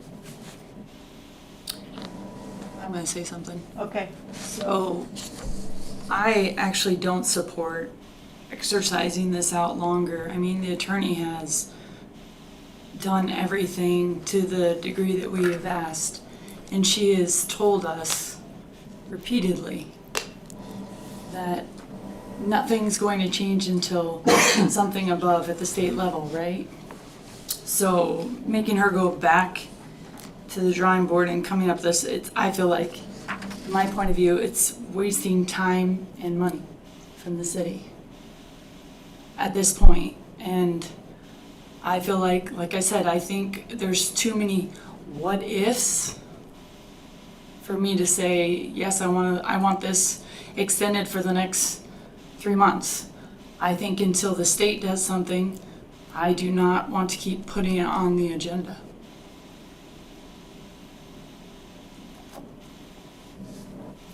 Oh, okay. Madam Mayor, I move to exit committee of the whole. Okay. Is there a second? Second. The motion to exit the committee of the whole has been made by Councilmember Graham and seconded by Councilmember Johnson. Is there objection to the motion? Hearing none, we are out of the committee of the whole, and we will bring it back. Madam Mayor, I move to postpone ordinance serial number 2305 to the next regular city council meeting. Is there a second? Second. The motion's been made by Councilmember Graham and seconded by Councilmember Johnson to postpone until the next scheduled meeting, which is March 13th. Is there objection to the motion? Yes. Okay, an objection has been made. Like a roll call vote? Yes, please.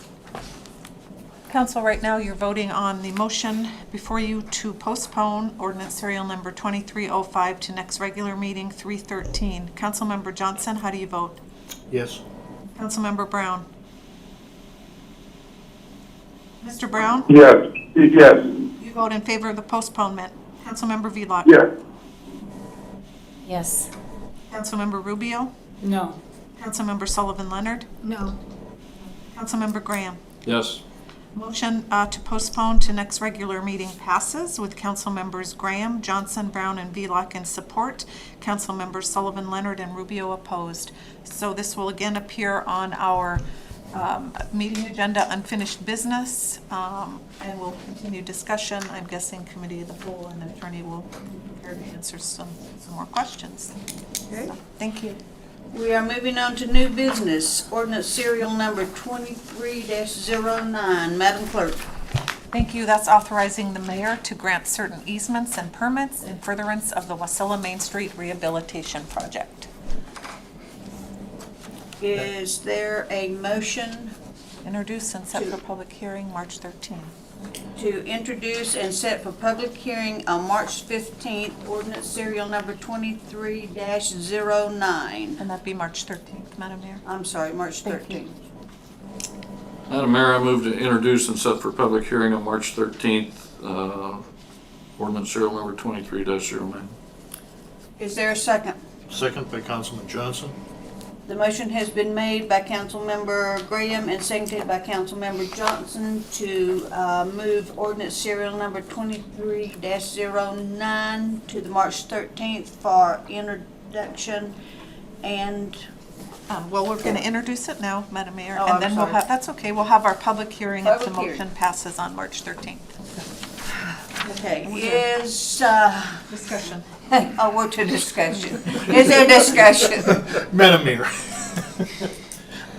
thank you very much. I appreciate this.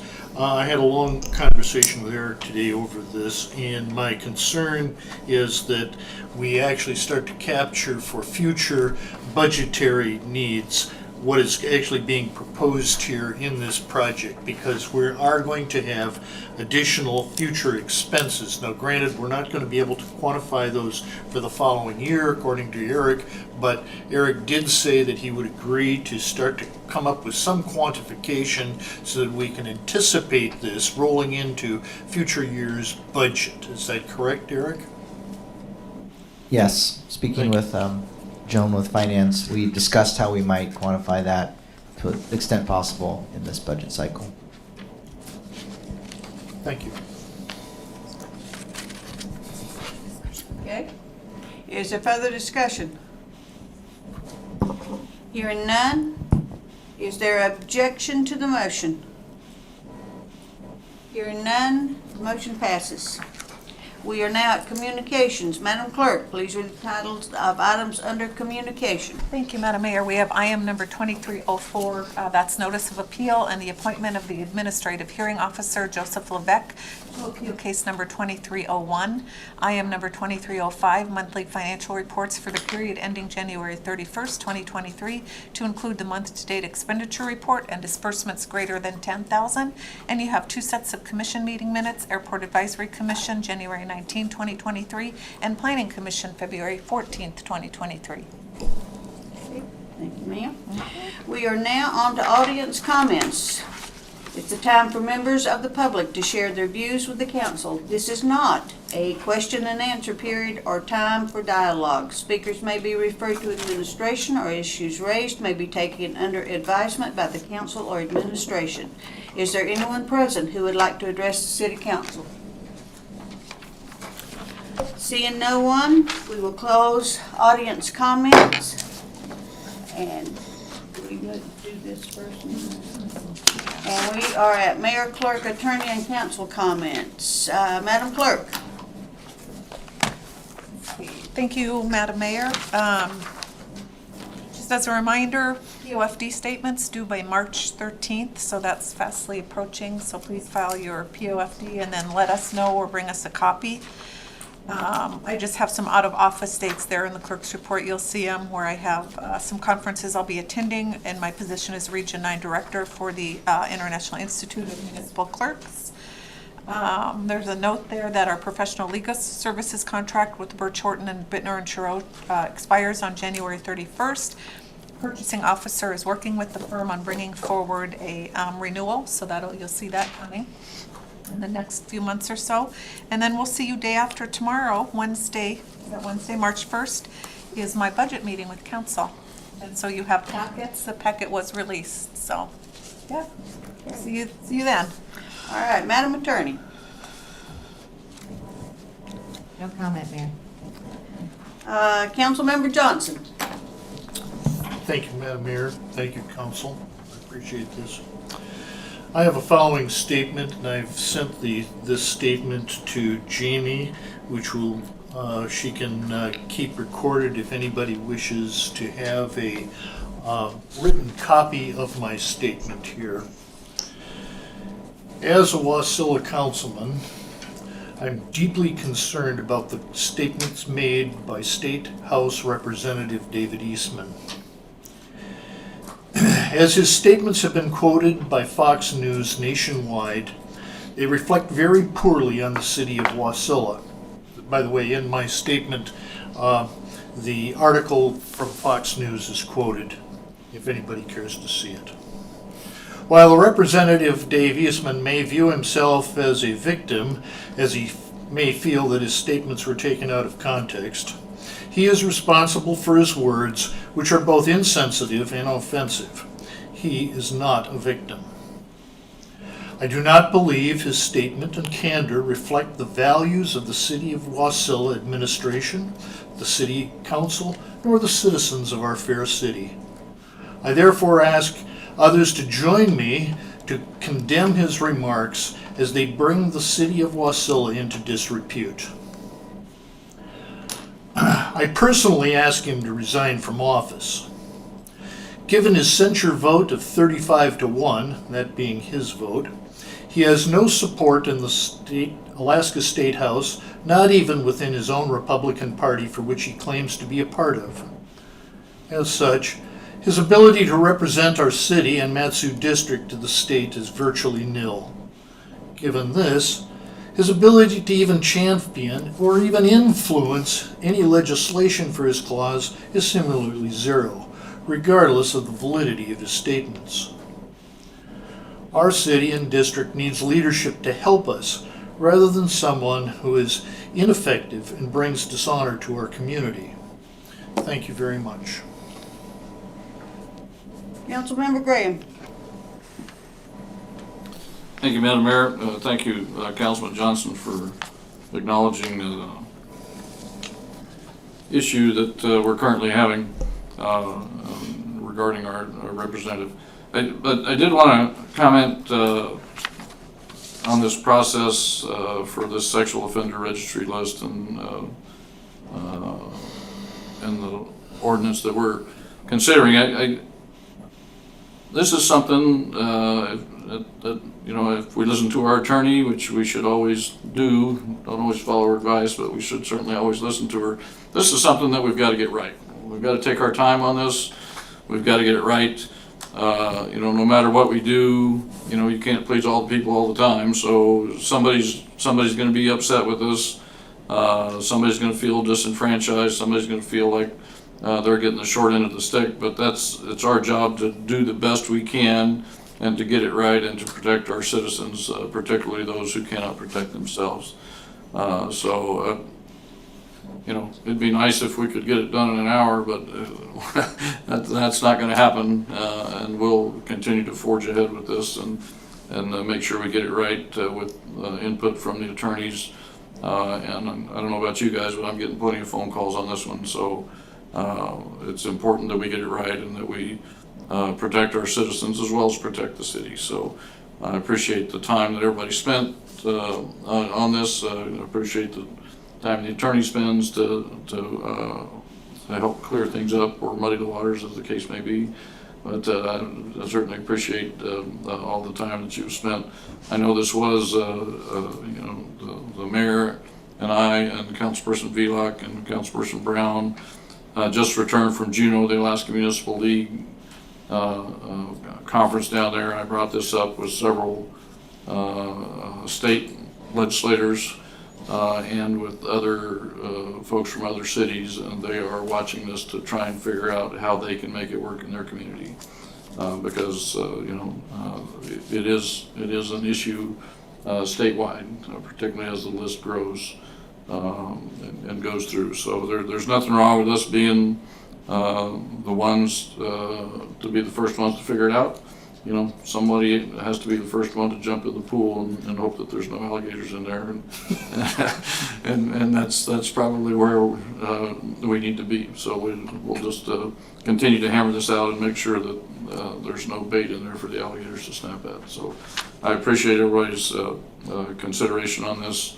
It's great, and I also want to let you know, Public Works know, you know, man, what a season. You guys have been busting your buns out there getting things done, and I've only heard one complaint so far this season about snow removal. You know, last year we had a third this much snow and I got 30 complaints. So congratulations, you're doing a great job. Please keep it up and please pass on to our contractor that we appreciate what he's doing.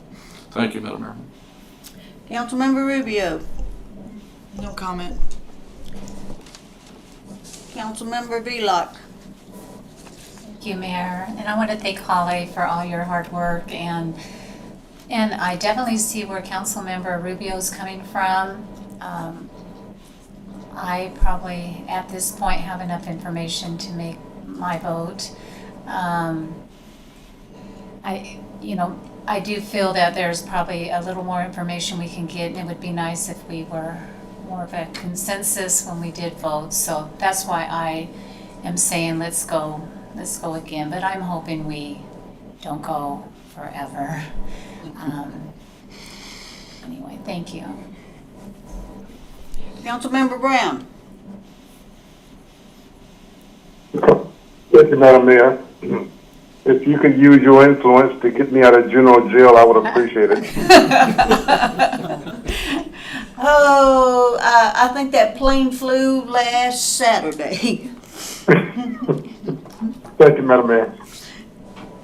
Councilmember Sullivan Leonard. Well, Simon, we'll throw you a lifeline. We'll get you home. Thank you, Madam Mayor, and thank you, everybody, for working on the sex offender ordinance. I guess I feel a little bit frustrated just because we've been working on this for several months, in fact, over a year. But the issue itself came up 2 years ago. So as you can imagine, the residents that live in this particular neighborhood feel that frustration. It's been voiced to me. And when you look to see what's our highest priority for a city, it's public safety. We know that inside and out. So, you know, are we going to issue preventive measures or wait till something happens? And that's truly what the families feel like. They feel that nothing's going to happen until someone's assaulted. And, you know, that's the tough part, right? We're trying to right a wrong without diving into constitutionality, and I totally understand that. My vote to not move forward was just a small protest because I wanted us to make amendments tonight if there were amendments to be made and move forward with the vote. I think people are feeling frustrated that it keeps going on and on and on without recourse. But I did want to ask Holly just really quickly, in your comments on the PowerPoint, I believe you made reference to the Planning Commission in the sense that because this is a land use issue, that it may actually go to the Planning Commission for consideration. So are the Planning Commissioners not happy that we've taken on this particular issue? Or is it something that should go to the Planning Commission? Holly. So I'm not sure, I mean, one component of this ordinance is very appropriate for the planning commission, another component is appropriate, but I'm not sure whether completely mandatory. I do think as a whole, we do have lots of case precedent that shows us that usurping the authority that we've granted our planning commissions never turns out well.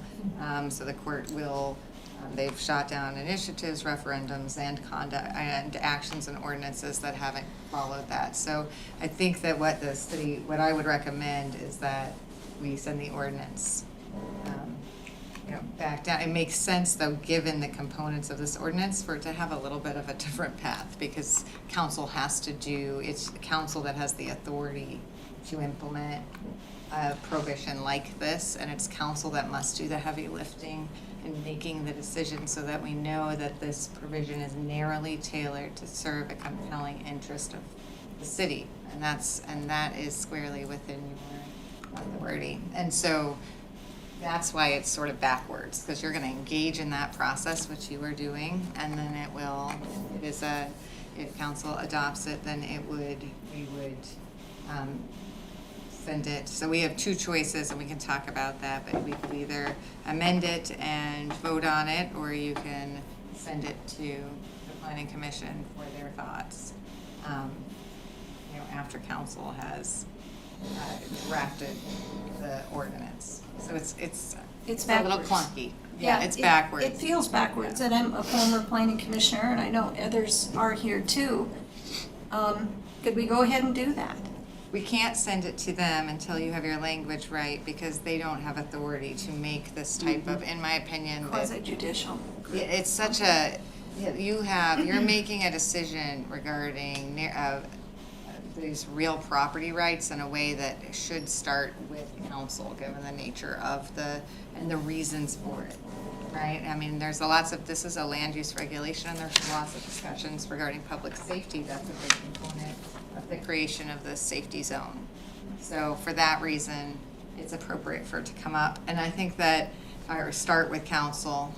You're doing the work of drafting this language, deciding what goes in this ordinance, what doesn't. Then it will go, one way to do it is to then send it down to the planning commission to send up their recommendations or their thoughts, and then council will ultimately.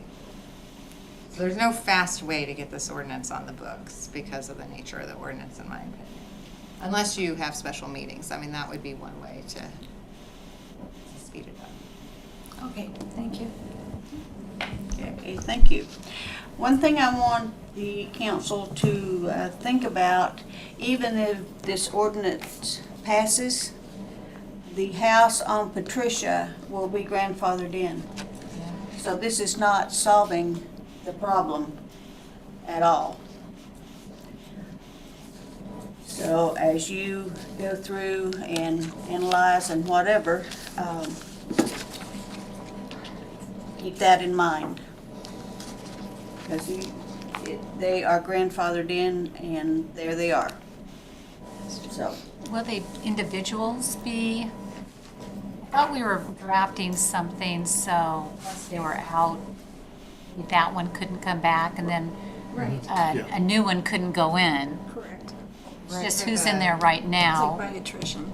Correct. It's different for the supervised housing programs. They would be able, nobody will be kicked out of the program that they are in until they, but no new registered sex offenders, if the program is located within a residential district, will be permitted to,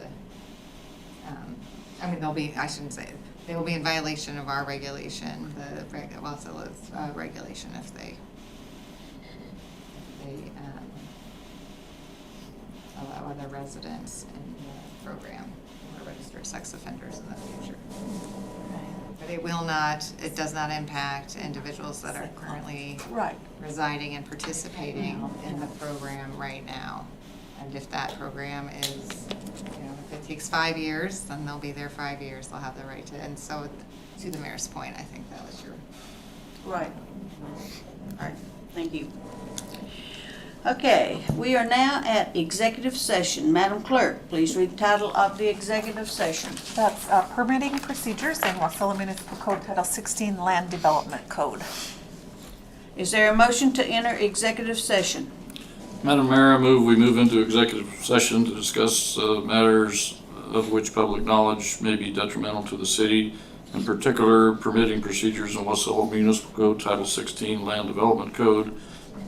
Persons in executive session would include the city council, the mayor, the city clerk, the city attorney, and the city deputy administrator.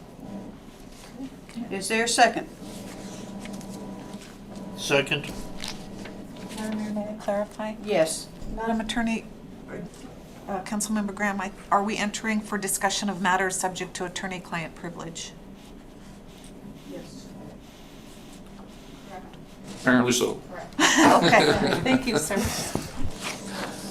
Okay. It's been moved by Councilmember Graham and seconded by Councilmember Johnson to enter executive session. Is there objection to the motion? Hearing none, the motion is approved. And we enter at 8:34. So the directors are all excused. Everybody here? Executive session. Executive session. Is there a second? Second. It's been moved by Councilmember Graham and seconded by Councilmember Johnson to exit executive session. Is there objection to the motion? Hearing none, the motion is approved. Okay. Is there a motion? No motion? Okay, then with no further business at hand, I'm adjourning the meeting unless objection is raised. Hearing none, the meeting's adjourned at 9 o'clock. Thank you, guys. I think we've had a very productive. Oh, okay.